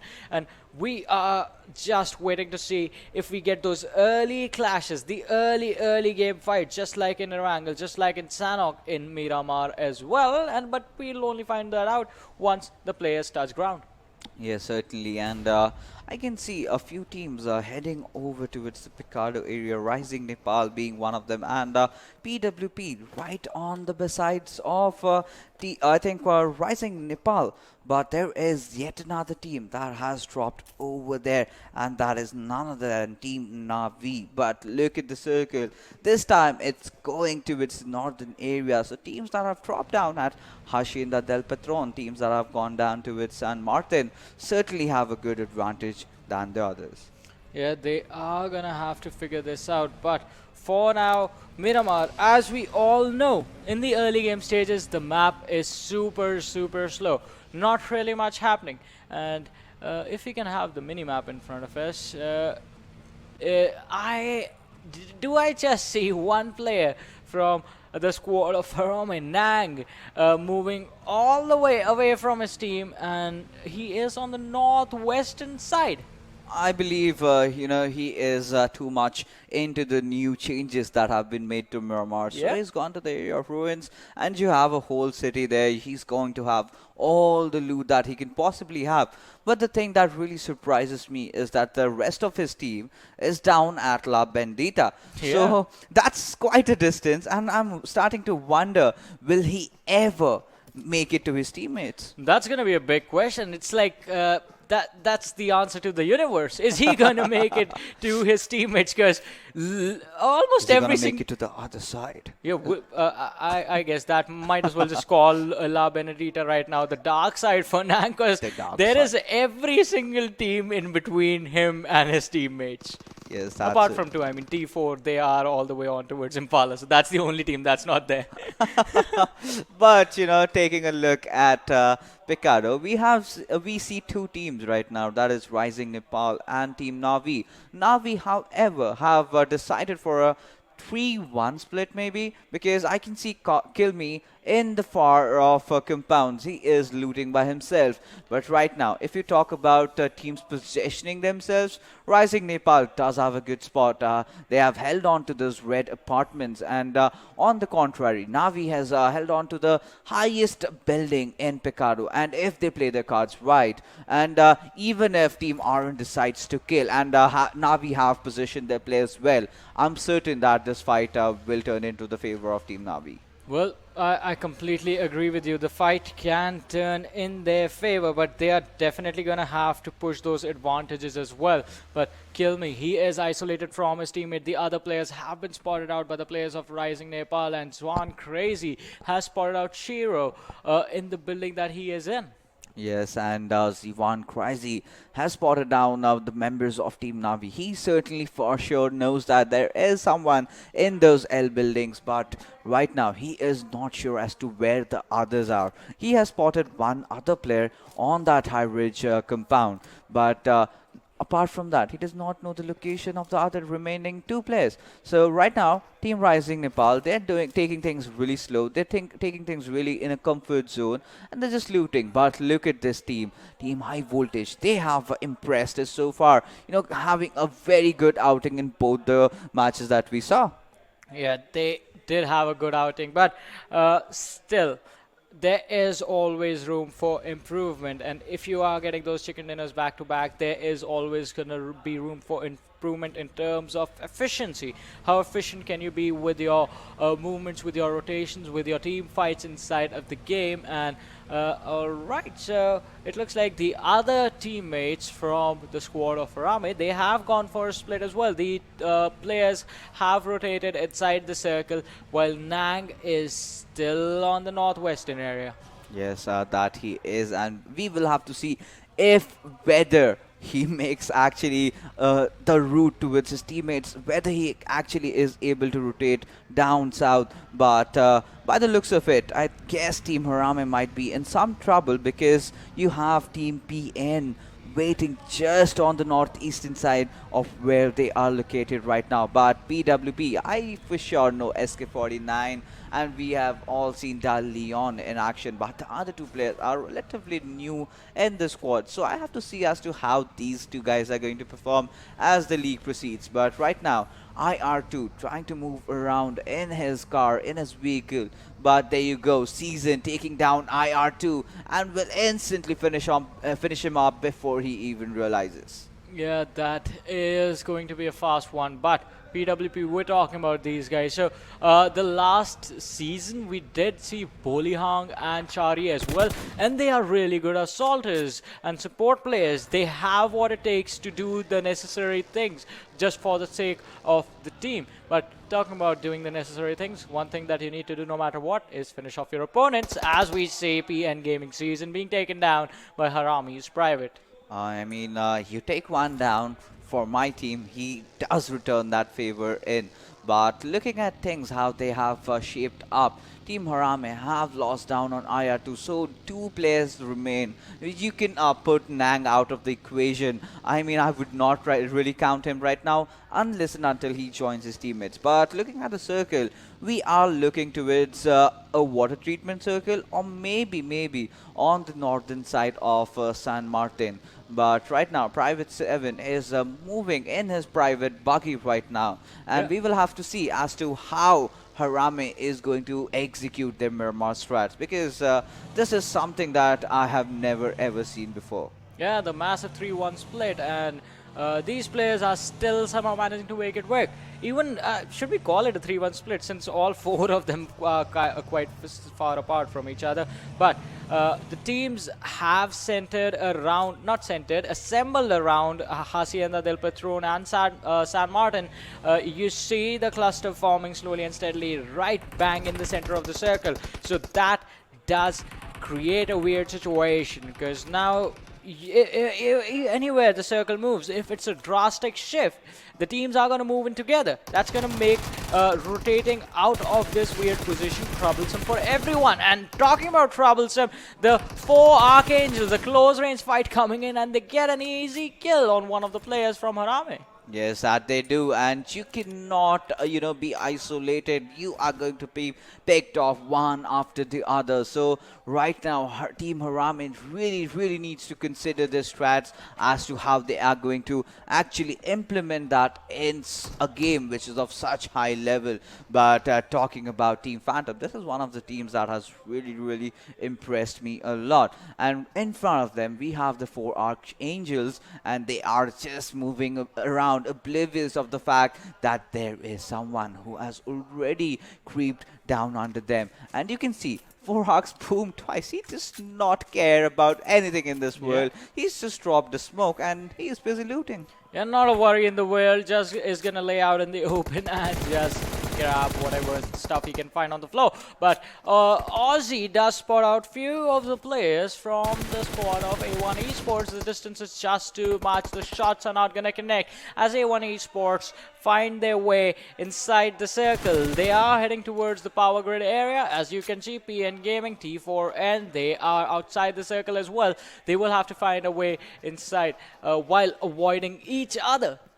Yes, that they will have to, but we see a fight having been broken down, but the revs are going to come in as the circle slowly and steadily shrinks down towards San Martin. Now we will be seeing a lot of teams taking all those high ridge compounds, a few teams taking the high cliffs that we have on the left hand side, where Team Elementrix is really famous for. And talking about Team Elementrix, we are certain to see them during the finals. Yeah, definitely we're going to see them in the finals. A big name coming in from Nepal, a big squad, and a squad of titans. In fact, the team has consistently performed every time they've made it to the South Asian stage, and have always held their heads up high. And it is incredible. The team is, they had a youngster on their side. On top, joining in from the side of TDP, and the performance from the entire squad, even with the new guy coming in, was pretty incredible. I'd love to see Elementrix and see what they bring to the table this time around. But talking about TDP, we're going to see them in action tomorrow as well. Certainly, we are going to see them in action. Shagar coming in, who has had the experience of playing the Pro League. But, there's this one player from Elementrix, Poo Poo Man. As lovely as his name goes, I love the way he plays. He is an aggressive assaulter, and I've told this time and again. I have casted a lot of PUBG Mobile games in the Indian region, and what I've really, a differentiating factor, if you ask me, how do you feel is Nepal region different from Indian region? I believe there's a lot of untapped potential in the players.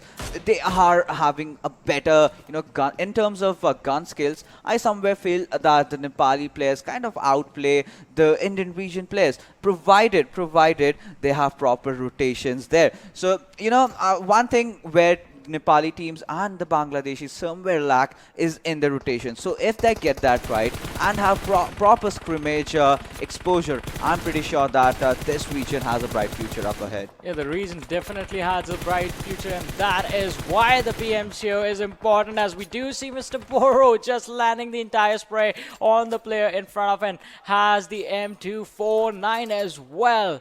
The poetry of 100 bullets, as a friend likes to call it. But right now, we're going to have to see how many poems can this man narrate. Does he have to? Because, I guess, yeah. no, usually you don't tend to, shoot out all those 100 bullets at the same time. I can imagine the gun going berserk with its recoil. And yes, M249 definitely a very strong weapon. But, these players are kind of accustomed to the recoils coming in from M4. But there you go, Cooney taking down players of for Archangels. And, there are few kerfuffles going around. But Navi, there you go, Shino, he is still alive.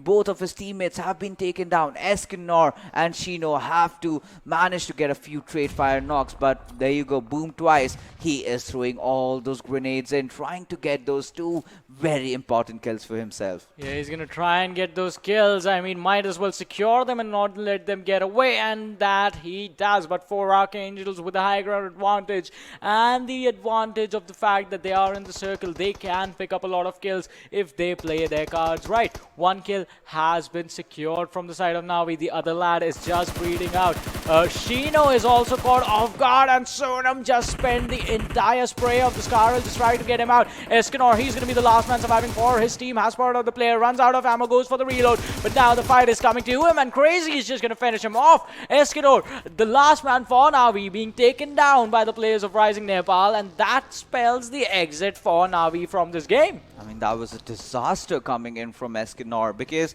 he pretty much missed his entire spray. He had a good chance to, live and fight for a few more seconds. That was a good, easy knock for him. But it's just the pressure that is, surmounting these players. And they're having some troubles with their aiming. But, well, as the league progresses, they really need to catch up. But because if they do not, they're in a whole world of trouble. But speaking of trouble, we have Team T4M trying to push onto its members of Team Wolves right now. Insane. He has cooked up a grenade. He's going to low toss through it. Is that going to connect? No, it is not. Right now, Wolves has Newt in his fray. Insane. Going for another grenade. And that's another low toss coming in. Will it connect? No, it does not. Yet again. And Newt with his own grenade of himself kind of did manage to overcook it. But look at where the ADS is going. That's out of the place. That was bizarre as Newt gets taken down. Newt just misjudged the position of Insane. He pulled it a little too right, but now Insane is going to be in trouble as he's going to be caught off guard and taken down and finished off. Newt is going to get the revive. T4M is going to be wiped out as Ironic with a nade is going to take down the last player. And Wolfsden just outplaying their opponents in just a matter of seconds. Yes, and right now, RisingNepal, we can see them. They are marching in. They've already got 3 kills to their belt. Cooney, look at him. He is spotting down some, blown up vehicles out there, trying to spot if any enemies just around.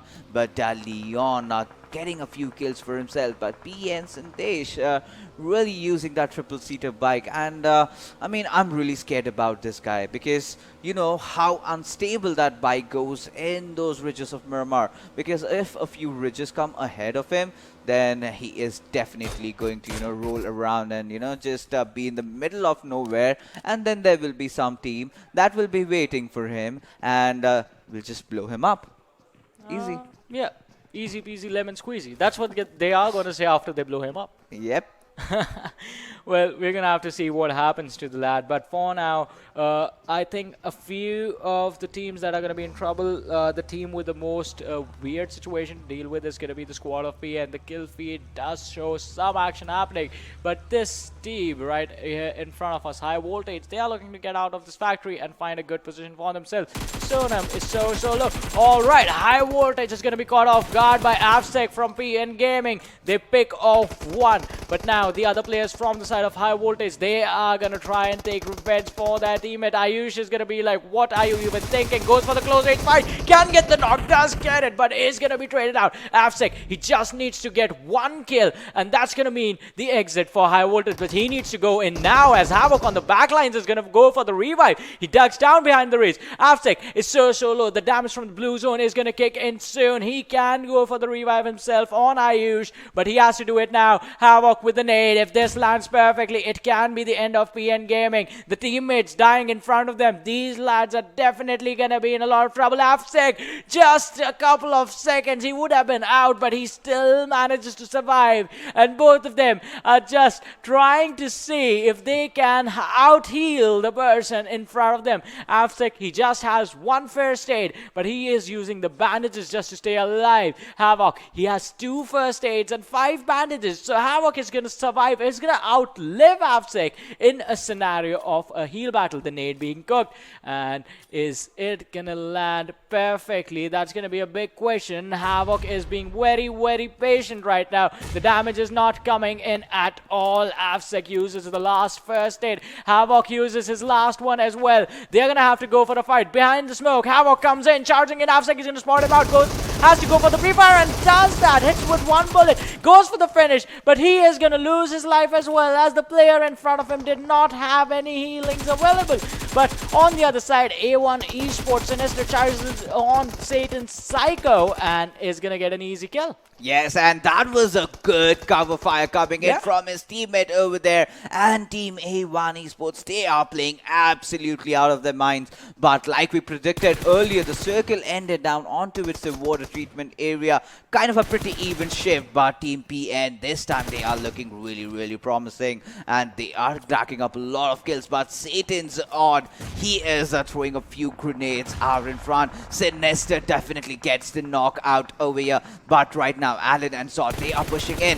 Zod spraying down onto it. The members of Team A1 Esports. Steel Shot still surviving. Somehow did manage to park his vehicle, but Shoykot getting eliminated from the circle. Alan taking down Steel Shot. Satin Zod being a victim towards the play zone. But right now, Alan has deployed smokes everywhere. He will definitely want to revive his teammate, but then he realizes he's got no teammates. Yeah, his teammates, they're gone. They're a thing of the past now. They don't exist in this future. But Alan, he does. He needs to survive. He needs to get those points for his team. And talking about points, the circle, it looks like it favors the squad of BTR entirely. And the Phantoms are going to be happy with that.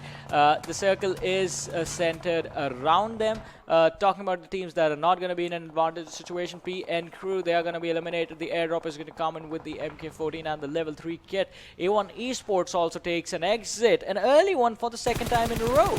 Yes, that they do, but we still have 10 teams remaining, 32 players alive. We are almost approaching towards the shrinkage of the 5th circle. But right now, you can see Team 971, Sinestro, that's quite a good name coming in there. But Team Phantom, they are the ones who are happy bunch of people over here, because they are dead smack center in the circle. They do not have to move in, and all the teams have to close in on towards them. But Trigger taking down players of Team Kira. Jane has also been taken down as well, but Satan, he is going prowling on a few bullets over there. But right now, Sinestro with his Mini 14, he's trying to pick up a few shots, and Z1 Crazy, as we can see, has taken down Ironic of Team Wolves. Yeah, but Satan Allen, even though he's the last man surviving, he has not given up yet. He was still trying to fight it out, taking down the players of PWP. But for how long can he do that? Because PWP, they were sort of... they were not paying attention to that one remaining player. And on the kill feed, if you notice, you see the players of HARAME falling down one after the other. Good thing is, Nang is back in the game. He's making his way in towards the circle as we speak. Well, Is he alive? Yes, oh my he goodness. is. I just saw that on the map feed. I'm surprised. Boy, oh boy, he is back. And, you know, if he gets a chicken dinner, Yeah. then I'm certainly going to have a few lemons. You know, the challenge that you had with Ocean. That's for the finals. That's for the finals, Yeah. but I'm going to do it today itself. You know, lemon for Harame's Nang. I mean, you've got to give the ups to this guy. His entire team has been decimated, but he is still alive and kicking as he makes his way inside the circle. And even Private 7 is still alive. So, Yeah. you know, Team Harame actually has a chance to win. But boy, oh boy, I guess Private has been knocked down. Nang is definitely coming towards his teammate, Nang but was- gets instantly blown away. Yes, he was so lucky for like a few seconds. We were talking about the lad, and I guess the teams heard it as well because he got spotted We are out in the cursed. open. Yeah, it's the caster's curse kicking in. He got spotted out, his vehicle got blown up, and so the reason I say he was lucky for a very few seconds is the man who was shooting at his vehicle was taken down, and it was the players from Rivals. And Rivals, they're going to have to find a way to move into the circle, and they're going to have to do it now because in just 20 seconds, the next blue zone is going to start to move in, and we're going to have a circle number 7. Yes, that we are definitely. But Team Phantom, they do have the zone, and look at what is happening. Sinestro, he's oblivious of the fact that members of 4 Archangels have spotted him down. It's just a matter of a couple of seconds that they make that push happen. Blood Clutch, you can see he is firing on all cylinders towards a different direction over here. But there you go, Jack's kind of kicking in, still having the compound. PUBG Mobile gods have blessed Team Phantom today itself, and in both the occasions in Erangel and Miramar, they have sat dead smack in the center of the circle. But we will have to see as to where the next shift goes. Yeah, we'll have to see where the next shift goes. I mean, Phantom, they have already done their job in the top 6 right now, 18 players alive. But Sinestro, he needs to find a way to get a chicken dinner for his team. The players from 4 Archangels have spotted them out. Sinestro, he is being surrounded from all the directions. Their teams on the backlines. There's one team immediately to their right-hand side. He spots out one and gets taken down instead. A bar from the flanking position from behind the smoke has managed to take down the player Sinestro from 1971 Gladiators. They do have the high ground, but the ridges do favor the team of 4 Archangels. Alright, the kills are being stolen as Phantoms step in and one after the other start picking off the Gladiators. And that they do with fashion, but for Archangels, this time again with a 3-1 split, but someone is shooting from behind, and Abrar has been taken down by Trigger. Rivals also having a very good outing, taking the chicken dinner in the first, continuing that momentum, have made it into the top 5 this time. But Team 9071, Ryan and Redal, they are still alive. But Team Phantom, this is the team that is spreading havoc throughout the map as they sit in the center of the circle and are dishing out damage left, right and center. Definitely dishing out all the damage that they can in all the different directions that they can see in. But Ryan from 1971 Gladiators, he needs to be careful. The last man surviving for his team almost went down to the blast, but goes down to the blue zone. The kill being taken away from whoever blew up that vehicle. And right now, Frypan, my favorite player, he is still alive. He is using the haystacks for his advantage. But there you go. Trigger does know there is someone lurking behind him. And he is just waiting for the right moment. But there you 16, I think that's 6-9. Wolf 6-9. He is the solo survivor for his squad. And any moment, I think he will be taking Trigger down. He is an easy target. But then again, he needs to know when to shoot. Because one small mistake, if he does not complete him, his teammates from Rivals are definitely going to finish him off. Definitely completely agree with that. But for Archangels on the other side, they're the ones who are being finished off. And Wolfsden 6-9, he's still hiding on the low ground, down to 4 teams, 11 players in this final moments of the match on Miramar.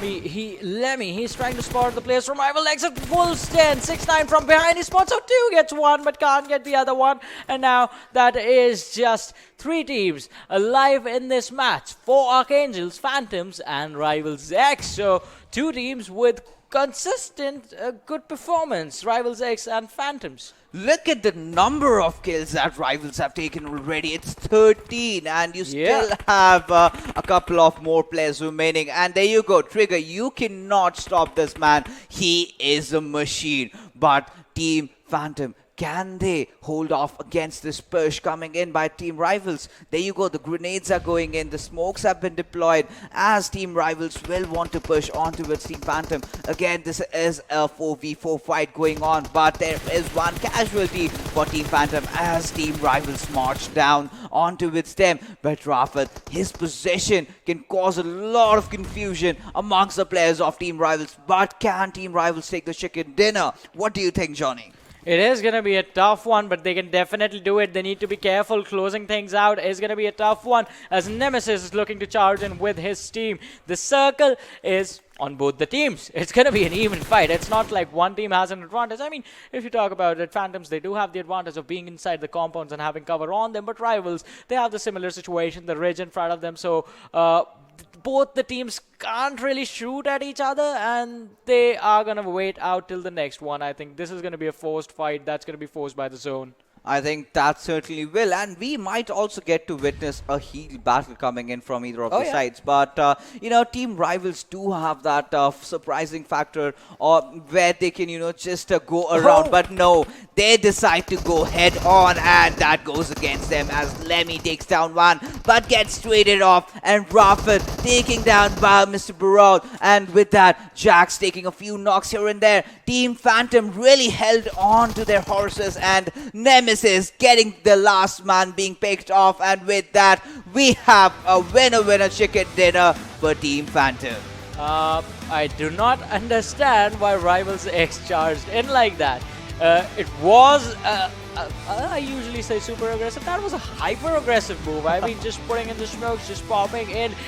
They did start the situation quite evenly with a 1-1 trade coming in from both the teams, but it did not end evenly as Nemesis was left in the backlines. Absolutely, that was a huge blunder committed by Team Rivals, because you just threw 2 parts, and in those parts were all the troops. So one good grenade could have just blown away everyone. So that is really anticipated, that when you throw a smoke, obviously the enemy will predict that you're coming through it. And if they could have, you know, built a whole wall in front of them and maybe made the push later, which they certainly did not and had to pay off, because I love the way Team Phantom had positioned themselves. They were spread across, and that is how they took down the members of Team Rivals. I mean, either they could have built up a path, but along with the trajectory that they actually did build, I think a few smokes just covering the key points where fights usually take place from, like the edges of the buildings, the edges of the broken wall.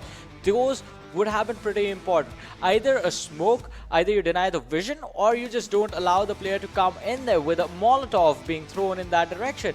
And a Molotov in the window right front would have been great as well. Just allowing Rivals X to reach the compound first, because that is exactly what happened. They weren't even allowed to get in.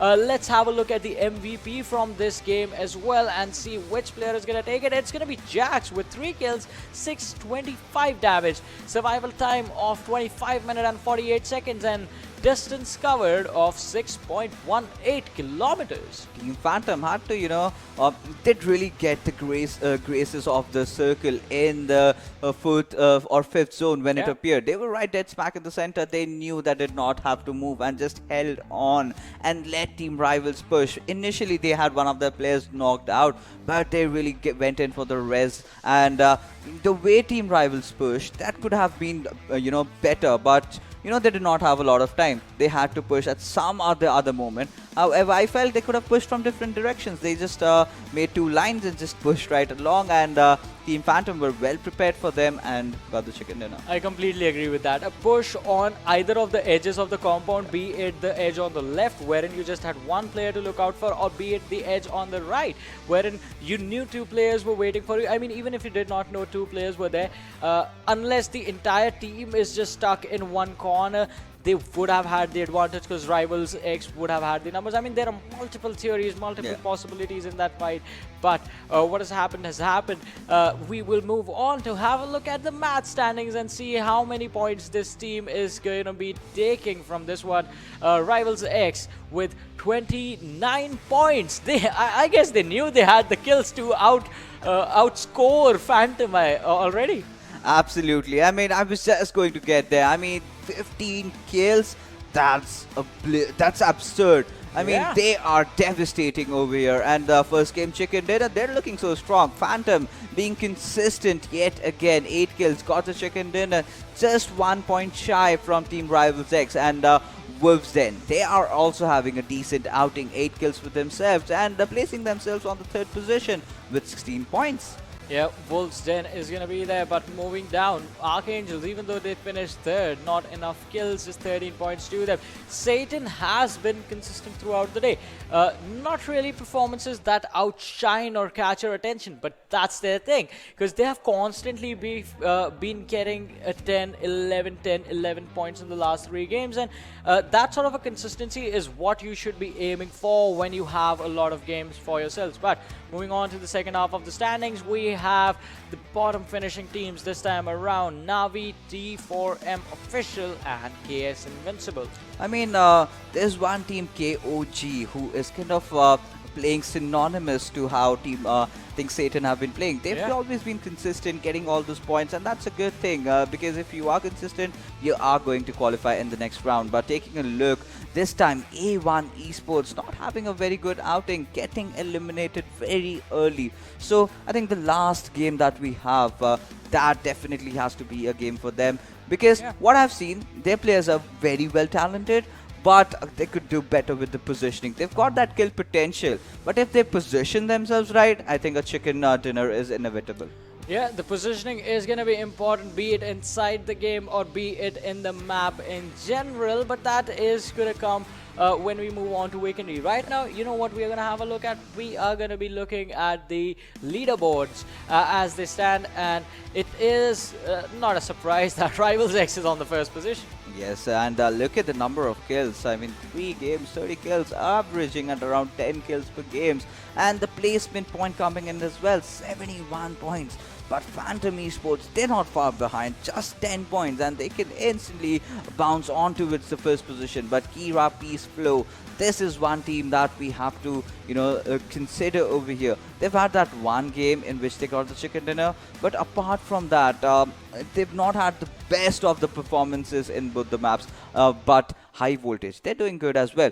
We can see a distinction between the points from number 2 and in between number 2 and 3. Yeah, that's a massive drop, but also pointing out a few key things. Look at the point sort of structure for 4 Archangels. 23 placement points and just 7 kills in 3 games. The team is just hell-bent on not giving up and just surviving in general, if we talk about it. But moving on to the next half of standing, we're going to see how the teams at the bottom are doing right now, wherein NAVI is just there on the 16th with 7 points, C4M Official 8, KS Invincibile 9, and also the big names as well: A1 Esports, PN Crew, 1971 Gladiators, and PWP Esports, all of them in the second half.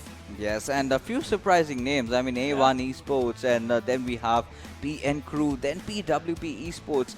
But there is this one team, that 1971 Gladiators. Did you just notice 3 games have passed by, they just have that 1 kill?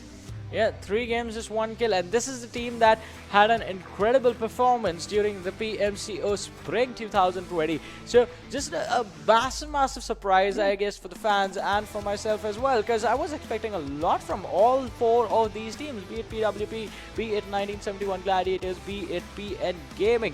All of them had an incredible run in the PMCO 2020 Spring Split, and coming into fall, it feels like teams have sort of evolved in the sense wherein they are now doing the things that they were lacking back then. Back then, the team's aggression was sort of flustering up.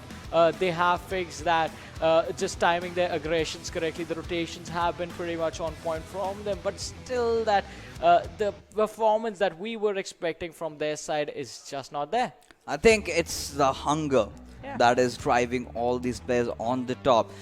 Obviously, experience is a factor, but if you are really hungry for that, if you really want that, if you've really grinded yourself enough, then you're going to be at the number one spot. Likewise, Team Rivals, they have gotten 30 kills already, and being a new team, they're doing so well.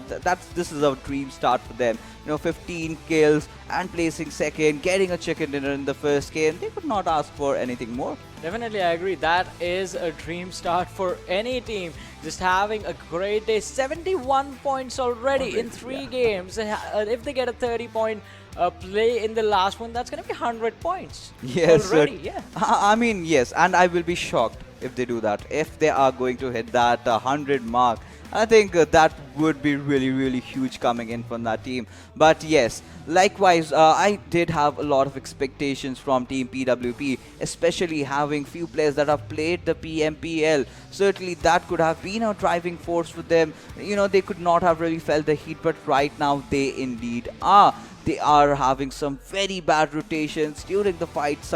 Players are not in sync, so they really need to fix their mess up, because after today they will just have 8 more games remaining. There's just 8 more games remaining for these teams, and it's going to be an incredible one as well, because now they're going to be facing the teams in the future, the teams that play tomorrow. So tomorrow it's going to be Group C versus Group D, wherein we will have some intense matches, but intensity for this day is not over yet. We have the last map coming up after a short break, which is going to be played on Vikendi. So you guys just stay tuned and keep watching. We'll be right back.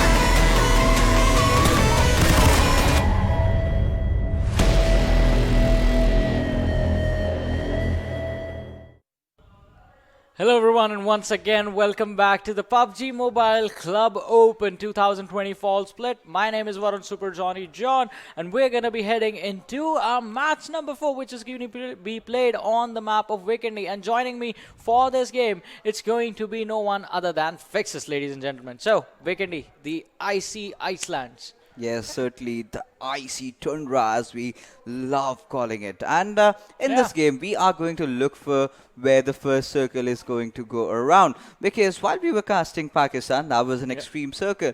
But right now, I am predicting a center-oriented circle. But we will have to see as the game commences where the teams will be dropping, what will their strategy be.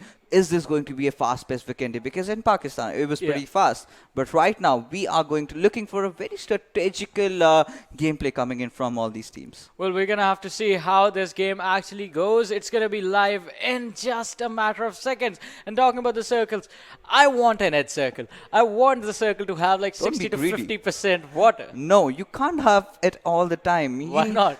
We just casted an edge circle. I want to cast a center circle. Edge circles are fun. Well, let's just find out where the circle is going to be, because the map is live and the trajectory is in front of us. It's starting from Peshkova, heading all the way towards Milnar. Yes, and few teams that will be dropping off at Dobro Mesto will be, in troubled waters, as they will be, searching for all those vehicles. But right now, as you can see, KS Invincibile going to its strength, maybe? And we can see PWP making those rotations coming in.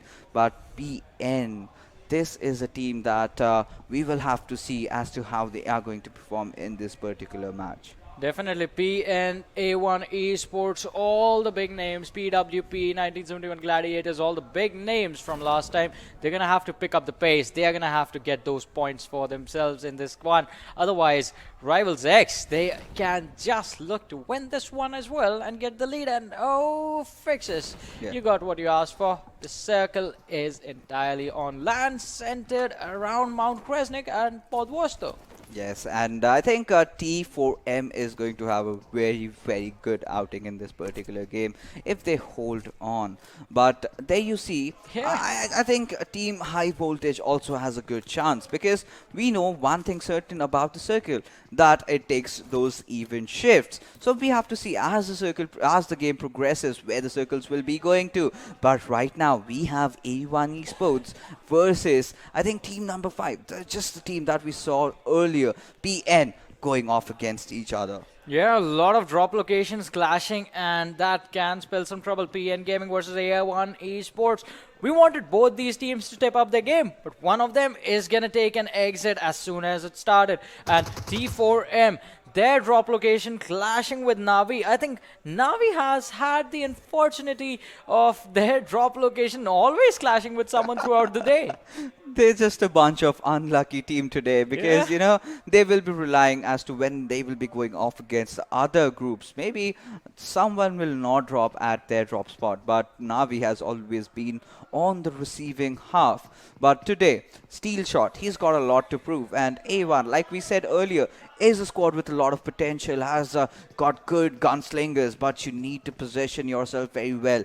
They are fighting at Cement Factory with Team PN, who have spread themselves across. And there you can see Sandesh trying to do some wonders with his Uzi, but right now nothing has really changed. But Kill Me will definitely be knocked and finished by the members of Team PN. Oh, man, he falls back and tries to be aggressive in that fight, but that was a bad decision, because everyone from T4M just ran him in his face and just finished him off. So Navi is down 2 players right now. Sandesh, he's trying to take a fight up against the players from A1 Esports. Just chased Sinister away, but can he go for the rundown? He has the perfect weapon for a close range combat, and even that with a holosight. And that with a hollow side, and look at Sinister, he has to heal himself up. But Sandesh does acknowledge the fact that there is someone just below him who is using a bandage. So, the sound cues really coming into action. But Avishek and Ayush have to close in. And this is a perfect opportunity. If Sandesh really uses that high ground advantage for himself and lets all the other players of his team try to block off the exit, then Steel Shot and Sinister are in for a lot of action right now. Yeah, there is definitely going to be a lot of action because look at this, the players of A1 Esports, they have caught this one player from PN Gaming off guard, Steel Shot and Sinister on the ground floor, and Sandesh just trying to see if he can catch someone being over aggressive. Kabila, he has two players in his compound. He hears the footsteps. But I think Ayush and Afsek, the way they are positioning themselves, even they know where this lad is. And they are trying to see if they can pull something out of him. If they can force him to be aggressive, force him to be greedy, and then finish him off once he comes out. Yes, absolutely. And Team PN, by the looks of it, Ayush and Abhishek, they are kind of just running around giving up their sound cues. But look at Shoykot and Kabila. They are patient.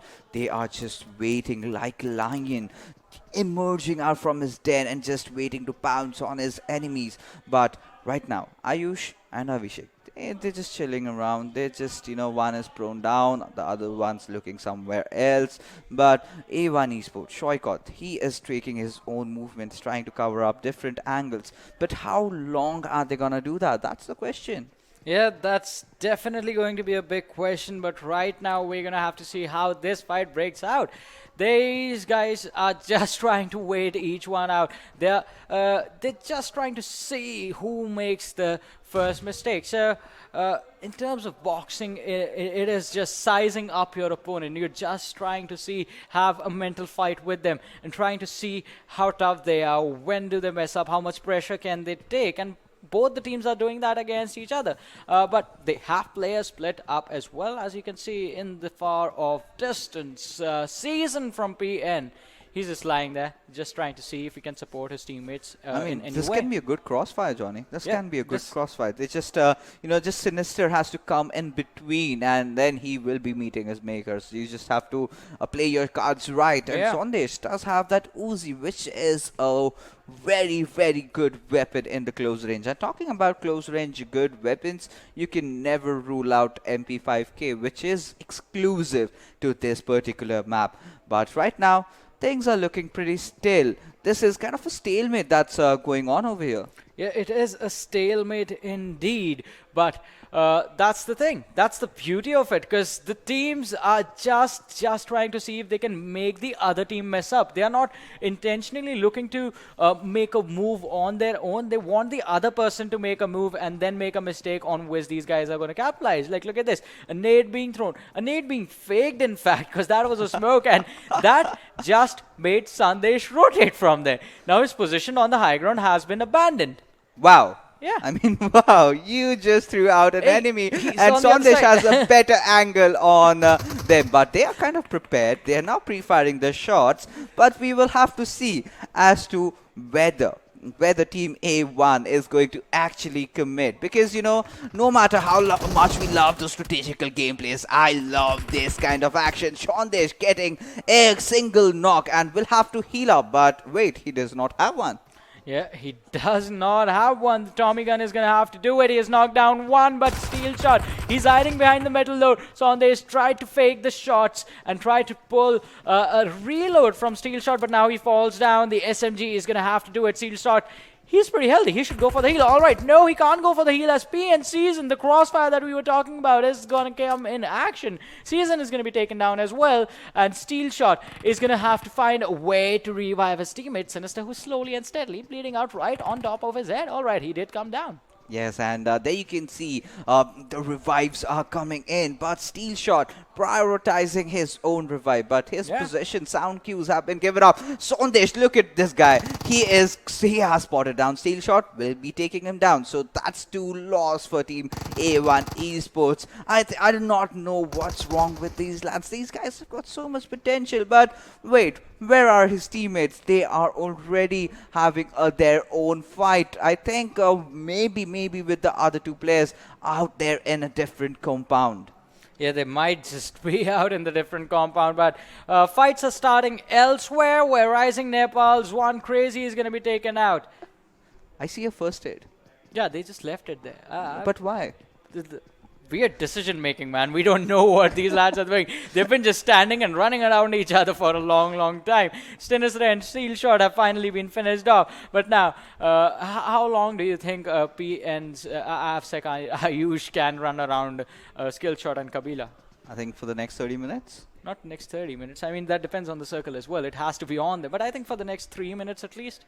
Yeah, that is definitely a possibility. But Shoykot, again, being very patient. But right now, Mr. Burrow, like you can see, has taken down 2 players already, Alan and Zod. But look at Mr. Burrow, does blow down Psycho in the process. But there you go. The stalemate still going on. Shoykot, he's got a lot on his shoulders. There are fights happening other directions on the map. And I think a lot of players have already been taken down, but this one between A1 Esports and PN Gaming, it's definitely more about the mind games. Yes, certainly, and there's a crossfire being formed, but they're not moving.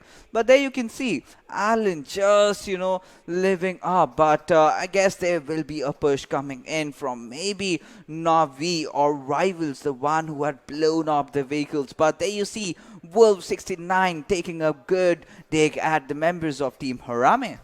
Yeah, they will have to find a way as to how to survive in this one. 54 players already being taken out, and Satan's 2 surviving players. Oh, they almost messed it up. They almost ran into someone else. You were saying about the squad of Harame. IR2 has been taken down by Assassin from High Voltage.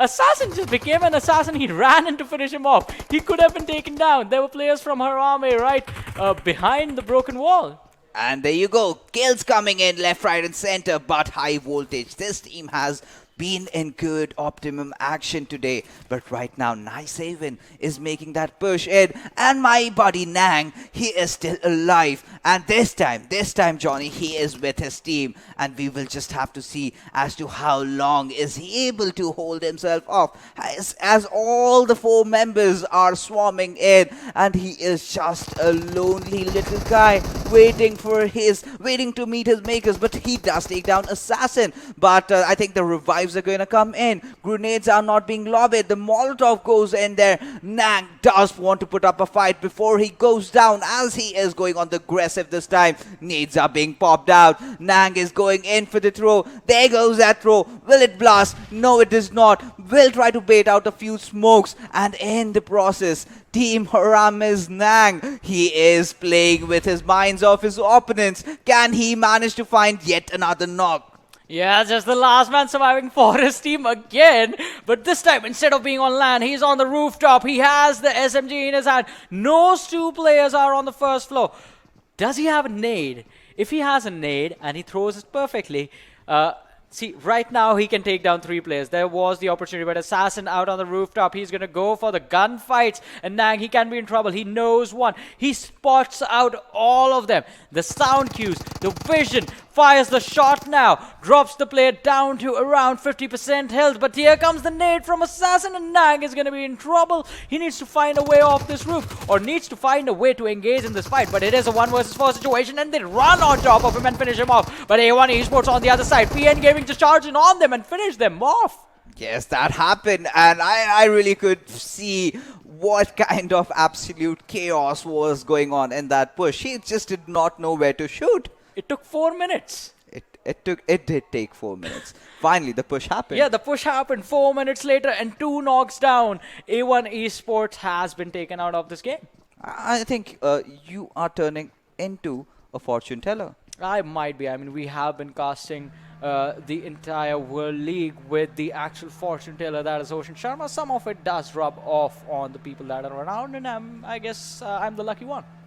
You are definitely one lucky man, my mate. But right now, 1971, this team, I mean, they have got some good position points.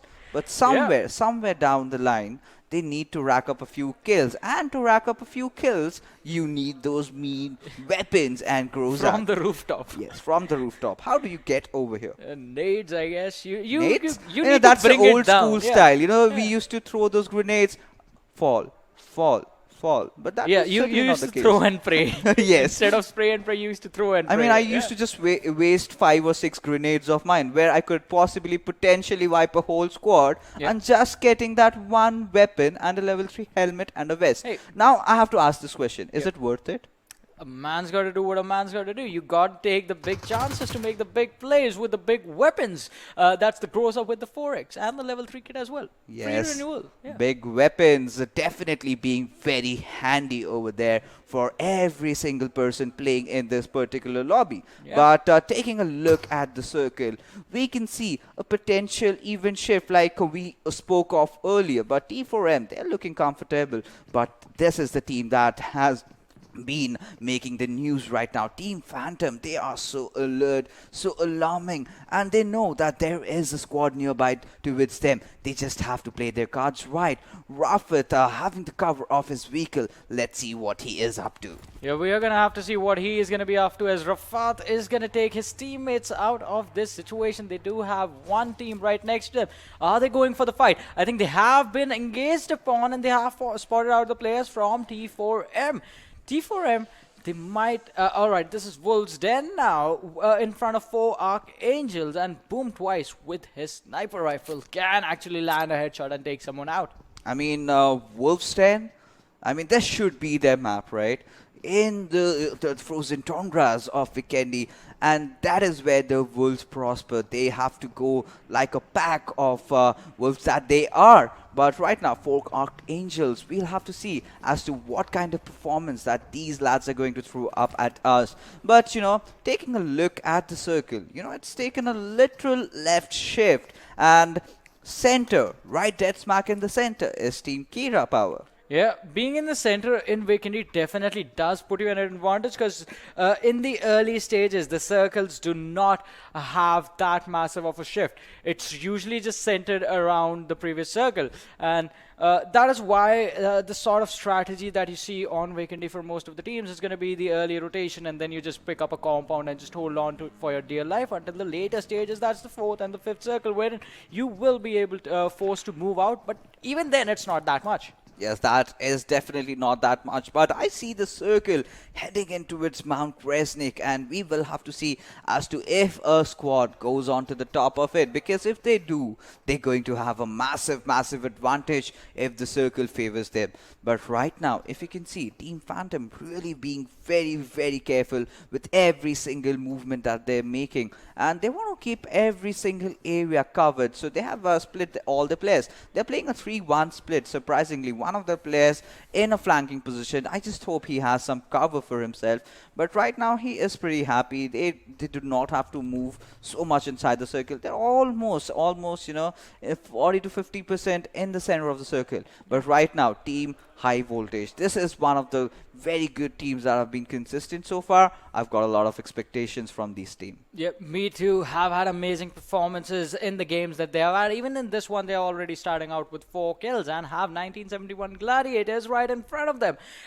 In a good position in the circle as well. As you can see on the map, it looks like it is heading for the area of Mount Kresnik. And with the high ground, Team High Voltage can actually initiate a fight on the players from 1971 Gladiators, but the Gladiators are looking to be really careful, which is a good thing. They are not pushing over aggressively on a compound that is right in front of them. They are being careful. They're gonna try and fall back and wrap around in a huge arc and then see if anyone was in there or not, and then come back in to go get some loot if they can. Absolutely, that is certainly what they are thinking to do, but will they be able to do? That is the question over here. But we see a lot of teams are playing on the edges this time. Team PN that just wiped out A1 Esports and taking them out of the game. They just got that 1 point. I mean, today was a rather disappointing outing overall. A lot of hope and a lot of fans coming in there in the support, but really could not live up to the name. Hoping that the next few days, when they will be going against teams of the different groups, they might have a better outing. But talking about better outing, this is a team that definitely needs to get some kills and have a decent outing. But right now, you can see Ozzy being very precise with his G36C, takes down Sinestro and gets into cover at the right nick of time. Yeah, the timing on that was pretty incredible. Otherwise, he would have been in so much trouble. And that could have resulted in his team being in trouble during the later stages, as we were talking about it. A numbers advantage during the final few fights, it is pretty important. But almost about to reach the 19-minute mark of this game, and in just 22 seconds, we are going to have the next circle. That's going to be the fifth one of this game. 1971 Gladiators, they're going to have find an entry point towards the Mount Kresnik area or the western side of Port Vostok. Most of the teams, majority of the teams are already in a really comfortable spot. Majority of teams are, but when the next circle shows up, a lot of teams are going to be battling it out amongst each other just to survive. But right now, Team High Voltage, look at them. They took the Mount Kresnik earlier and now they are having a strategic advantage over 4 Archangels. The moment someone comes around, I'm pretty sure that NAVI is going to be waiting down over there. NAVI does spot down one member, takes him down. Abrar getting caught off position and almost, meeting his maker, gets finished off right off the bat. And there you go, the backup comes in. Assassin on the downward ridge, the grenades are being cooked up by NAVI, and Arc booms twice. He is in a whole world of trouble. Yeah. And there you go. Oh, yeah. Boom. He went boom once. Yeah. Boom twice, went boom once, and he is going to be knocked down. But now the finishes can come in from the players of High Voltage. As 4 Archangels, they're going to be in trouble. Just 2-man roster left. Clutch is going to throw a smoke around his teammate. Is going to try and protect him to his level best. But Assassin, he is slowly sneaking in along with Havoc. And an Assassin can create havoc, certainly. But Clutch, can you fight this one out right on the outer edge? He has a teammate right behind him. This can be a really good setup for a 1 versus 2 situation. But Clutch goes down. Assassin is really low. And here comes the entire squad. They finish them off. 4 Archangels are going to be taken out of this game as well by High Voltage. And it looks like this team is not going to stop. 8 kills now. They are all charged up, like literally all charged up. And having had no casualties, taking the loot of 4 Archangels, this team is definitely looking promising. But the circle definitely has shifted way off from them. Now they have to make a rotation south, where Team PWP is waiting for them. Yeah, they are waiting for them, but can they catch them off guard, or can they actually make this trap a successful one? I think that has to be the right question, but SK49 has an M16 in his hand, spots out the players of KS Invincibile. One guy, Void, has been taken down by the players of Wolves Den. Clutch also stepping into the action from the side of Wolves Den, goes for the finish on Void, but that is just going to create a little bit of trouble for KS Invincibles. Now they know where the squad of Wolves Den is. They are going on the high ground, but they need to be careful because High Voltage is there. And they're gonna electrocute. Yeah, exactly. They are gonna get electrocuted. Yes, certainly they are. But right now, Team Rivals, this team has been so impressive. And my oh my, how do they predict the circles? Always sitting dead smack in the center. Right now, Team Wolves have to make a move in. But there you go, KS Invincible takes down one of the players of Team High Voltage. Yeah, High Voltage, even they can be cut down, I guess. Yep. And we're right now looking to enter the circle. We're just barely touching the edge. And remember what I said earlier during game number 1. That's when the teams are more vulnerable. You are more focused on making your way in rather than just watching your surroundings. And that can be really impactful in a fight. Talking about impact, Wolf69, the man who was responsible for getting a lot of kills for his team earlier on in the game, is going to be in trouble. But Kira Kurkure is going to be taken down. Don Dai is going to try and fight this one out for his team. But 2 people being finished off is going to make sure that the squad of Kira is not going to be at 100% potential. Wolves Den, their potential in this game is going to be turned down to 0 as they take an exit. Yes, certainly they do, and I guess I think Team Kira did not have enough insulation to stop that high voltage push coming in from Team High Voltage. I mean, you see what I did there, right? But well, Team Satan does have those little shacks for themselves as KS Invincible try to go on and make that push happen. Legend taking down Frankie. Alan does put up a good show and has knocked down C Minor. But will he survive? No, he does not, as KS Invincible take a maneuvering right and just, outplay him. And C Minor is definitely gonna get that revive. That was an incredible outplay. They just ran around the tents and finished him off. But on the other side, I mean, it was I love a the surprise. smokes. You love the smokes? Yeah. They were incredible. I mean, it was important for them to line those up so that they can get the entry to this campsite. But now the question now becomes is, since KS Invincible, they have this open area in front of them, they're going to have to charge through to get to a good point in the circle. Circle is out in the open as well. The teams that are already in there will definitely have found some cover, and now their only job is just going to be to watch around for the teams to come in and then wait them out. Yes, that certainly they would. But right now, we can see the circle taking a curveball right down to the southwestern side. And Team NAVI, surprisingly, they are still alive. Even members of Team RisingNepal. This is just one guy I see, Cooney, over there. But Team Phantom, this time, they are having a rather slow outing. They are going in for the position. And they are still in the circle. But Team Rivals, just look at them. They are so dominating as ever, and KS Invincible had 3 bad games and finally are stepping up. But PWP, same goes for themselves. 6 kills already. Yes, 6 kills already, and that is just going to help them out if they get the chicken dinner in this one. But for now, PWP Dalion, I guess they are just making up for the earlier performances, just increasing the number of kills as we... Oh, I almost thought he's going to fall down, but there's like ground behind him as well. And PWP, they need to confirm the kills in front of them. That is the squad of T4M.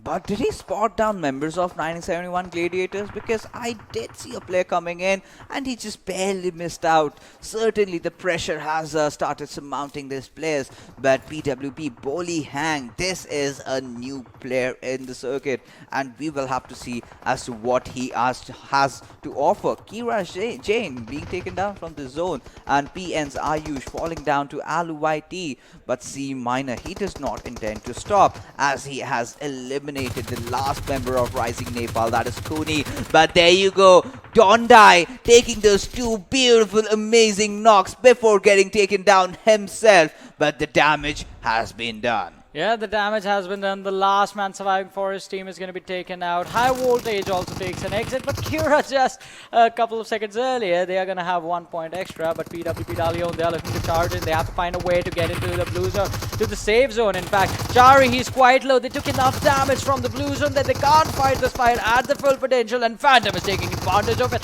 One after the other, the players from PWP are falling down. Boliang is the last man surviving, as he is going to get charged upon and finished off by the players of Phantom. Yes, and there you see some trade-offs coming in there, but that was not enough. And the Phantom Assassins, they will have a good show this game as well. But look at Sondesh. I love this guy, as his name, is a suite itself, and that's one of my favorites. And right now, Navi's Wraith does take down KS Invincible's C Minor, a guy that was having a rather good outing. But there you go, Phantom Rafat, he is also dealing havoc everywhere. But Navi's players, they are still inside the circle, but they've got enemies right on their backs. And KS Invincible, if they manage to spot him down and if they manage to take him down, that would be really, really harsh for them. But Sondesh, I think he's been spotted out. A few shots were dealt by Rafat, but I guess it hit his pan, maybe? Might have, but the good thing is he's already among the flowers, so there is no reason to move the crate at all. The flowers are already going to be where he's going to be taken out. But Jax now just going on a domination. 3 kills confirmed for the lad, but as I say that, he's going to be taken down. He's going to be knocked out by the players of Navi, and it is Escanor who comes into the action. But KS Invincibles, they are still surviving. The Molotovs being thrown by C Minor, just trying to sing the tunes of destruction on the other side. His teammates, they're trying to support him. They still have those tiny meters to travel into the circle. Otherwise, Navi can just gatekeep them and not allow them the safety of the play zone. That is also a possibility. And what the other situation can be is they can have one of the players from Team Rivals being the bait out there, or maybe one of the players trying to provide a support fire, and the rest of the players just ram in right straight on the face of the members of Team Navi. But look at KS Invincibile. They are having a very good outing this time. And Rafat, few shots were taken down onto him, but nothing really much to worry about, as Rivals, they are struggling to get inside the circle, and Rat has spotted Trigger out. Rat, any moment, if one good grenade goes onto its there, and Trigger will be helpless. But there you see, there is another team that has come just right behind them, and now Navi will have to decide which fight they have to choose. Yes, Navi is going to have to think about it, because I do see the openings for them, and they will have to create another one just to move inside the zone. For now, the other teams, especially Phantom, is doing most of the work for Navi, just taking the fights on the high ground against the teams of Rivals X and on the flank as well. But KS Invincible, they can have a really good position. They just need to take down the players from Phantom, who for now seems like to have the perfect position to basically create trouble for everyone. And that is what I was talking about. C Minor just being taken down by Jax for the millisecond he peeked his head out for. Yes, and Nemesis does take down Rafat, and this is trouble in paradise for Team Phantom, because they are getting pinned down from literally every side, from left, right, center, everywhere. Ehsan does manage to, spray out, but Frypan, this guy is invincible. Not a single bullet even touching him. But as the circle starts closing in, Ehsan has to do something, because Mr. Boro has taken down Frypan, and this is the perfect opportunity when Team Phantom is vulnerable, and if he does manage to knock down Jax, then they are going to be in a whole world of trouble. But Eskinor, he's got things up in his mind, and he's gonna spray it down towards Ehsan. Ehsan did have the M249, but my oh my, does it fall in front of a little weapon like Uzi. Yeah, a little weapon with a really, really incredible rate of fire. And PTR, Phantom Jax is going to be taken down as well. Rivals X, Nemesis from behind the lines. He takes a lot of damage, looking in the wrong direction, buddy. And he is going to be punished for that by Wrath from Navi. Rafat is trying to charge in. Phantoms are going to be finished off. Navi, the victory is close. They can grab this one. Rat just needs to jump over the wall, barely inside the zone.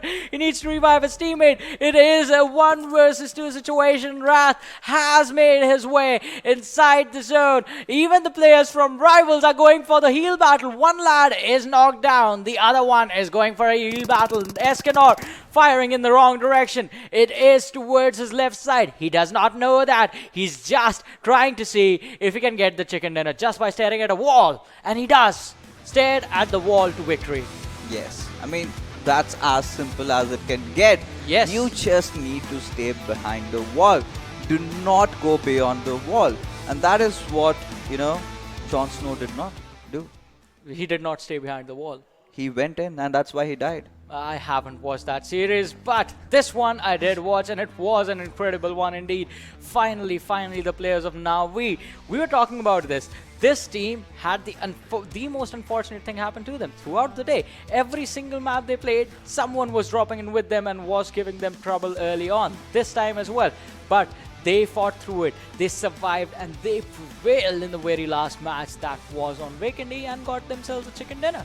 Yes, absolutely. But, I feel sad for the boys from Team Phantom. They were kind of pinched down from everywhere. Invincible taking a few shots on them. Team Navi also spotting them out. Team Rivals also, they had also spotted them out. They got absolutely pinched from every single direction. They were looking strong initially, had got a few kills up their belt. But apart from that, Team Rivals, this is a team that is absolutely looking dominating. Navi definitely got the chicken dinner, but Team Rivals, I'm pretty sure they've got the kills. Yeah, they definitely have the kills as well. I mean, we're going to have to see that once we move on to the standings of this game. But before that, I think it is time to see it is going to be time to see the MVP from this match. And even that is going to be an interesting one. It is Assassin from High Voltage. My oh my, I'm not surprised. This guy was definitely being an assassin. 5 kills, 717 damage, and 24 minutes of survival time, and he's covered 6 kilometers in average. I think this is an average figure. You know, all the teams that are getting the MVP, all the players, they're just covering that 6 kilometers. So if you cover 6 kilometers, then you're bound to win. Is that a I thing? guess so. And it has been 618 for a while now, so Yes, that certainly. seems to be the lucky number just to be the MVP. Might not win the game, Yeah. but you will become the MVP. Yep, that you will definitely be. Does it work if it's like a third decimal point as well? I mean, we don't know. And I suck at maths. I mean, really bad. yeah, we only have one maths teacher among us, Yes. and we might take his help as well. We are going to calculate and figure things out. But talking about calculations, that also happens when we look at the overall, not the overall standing, the math standings first, because that's where you get to see how many kills and how many placement points teams picked up from this game. Alright, Navi just has 3 kills, but the chicken dinner definitely helps. 23 points to them. Phantom on the other hand, 10 placement points, 10 kills, 20 in total. Look at high voltage down there, Two mate. for I mean, 10, yeah. they've got 2 placement points, but have managed 10 kills, and I think the MVP justifies there as to why it came down to him. But Team Phantom, that was also a very good outing from them. But Rivals X definitely being the most consistent team throughout all the 4 games, having a very good performance. PWP Esports, we did see a good resurgence coming in from them. 8 kills this time, placing 4th. That's a good outing. That is definitely a good outing for them, but these are just the top 8 teams fixes. We need to have a look at the bottom as well and see which was the team that messed up this time around, and it is A1 Esports again. They have to buck up and just come back with the same sort of performances that we saw them from spring. But along with them, it's going to be 4 Archangels, RisingNepal, A1 Esports, and HARAME. All of these teams taking an exit from this game without any kills. And A1 Esports, especially the early collision happening, that was an unfortunate thing. But I think just giving their opponents too much time. At one point, you need to go for the proactive plays. You need to use the utility that you had. At one point, they did do that. They tried to fake the smokes and did in fact get a rotation as well from the players of PN Gaming. But you need to convert those as well. Certainly, but there's that one team that is in a whole world of trouble. Has to be 1971. Across the 4 games that they have played, I still stand by my statement. They just got 1 kill. Well, let's see how they performed in this one. 0 kills this time. Yeah. So I said 4 games, 1 kill. You're ruining the suspense over here. But we will be looking at the overall standings as well, because even though Fixes over here ruined the storyline of 1971 Gladiators, there are still other teams, and I would have loved to see Rivals X hit the 100-point mark, but 90 it is for day number 1. Yes, certainly. But Phantom Esports, look at them, just behind their tail and high voltage. Courtesy to a very good performance out there. They've not got a single chicken dinner. Yeah. But they're sitting with 22 kills already. And okay, that's a massive difference. 47 and 81. That's a big drop. That just basically secures Rivals X and Phantom Esports. It gives them opportunity to mess up in like 3 games. No, they get 2. I think 3, because for 2 games for a team to catch up to them in 2 games, it has to be 2 back-to-back chicken dinners by anyone within like 2 or 3 spaces behind them. I mean, that's what TSM Entity thought during the Pro League, and they lost to Galaxy Racers. So, you know, you can never ever think to slack off in your games. You have to be consistent throughout. And talking about consistency, this is something that we have not seen from these teams on the bottom half of the table. And there you go, 1971 Gladiators, they really need to buckle up, because like you said, you loved them the last time you cast it, and somewhere something is terribly wrong with this team right now. Yes, something definitely seems off about this squad right now, the way they are playing, but this was just their day number 1 as well. Just the first 4 games, they still have 8 more to go, and 8 games can be enough if you can get a consistent enough performance out from your side, and it is definitely going to be enough for a comeback as well, because that happened the last time. We do see teams make those historic comebacks. I mean, that is the ultimate Cinderella story. Yes, that definitely was one for the Galaxy Racers cells that we saw going into the World League and also playing their hearts out. And yes, like we said earlier, you have to be consistent. Does not matter if you get those chicken dinners in, but you need to at least get, you know, all those 10 points, maybe a 5th, 6th positioning, maybe 4, 5 kills. That is enough. That is just all you need. As easy as it might seem when you are hearing, it's very difficult when you're actually in the battlegrounds. Yeah, being in the battleground is in itself, there is a lot of pressure associated with it. Today, the pressure was felt by the teams from Group A and B. Tomorrow, it's going to be teams from Groups C and D, because we are done for today. We're going to be back tomorrow at the same time and on the same YouTube channel as well. My name is Warren Super Johnny John, being joined by Fixes. We're going to catch you tomorrow. Take care and good night.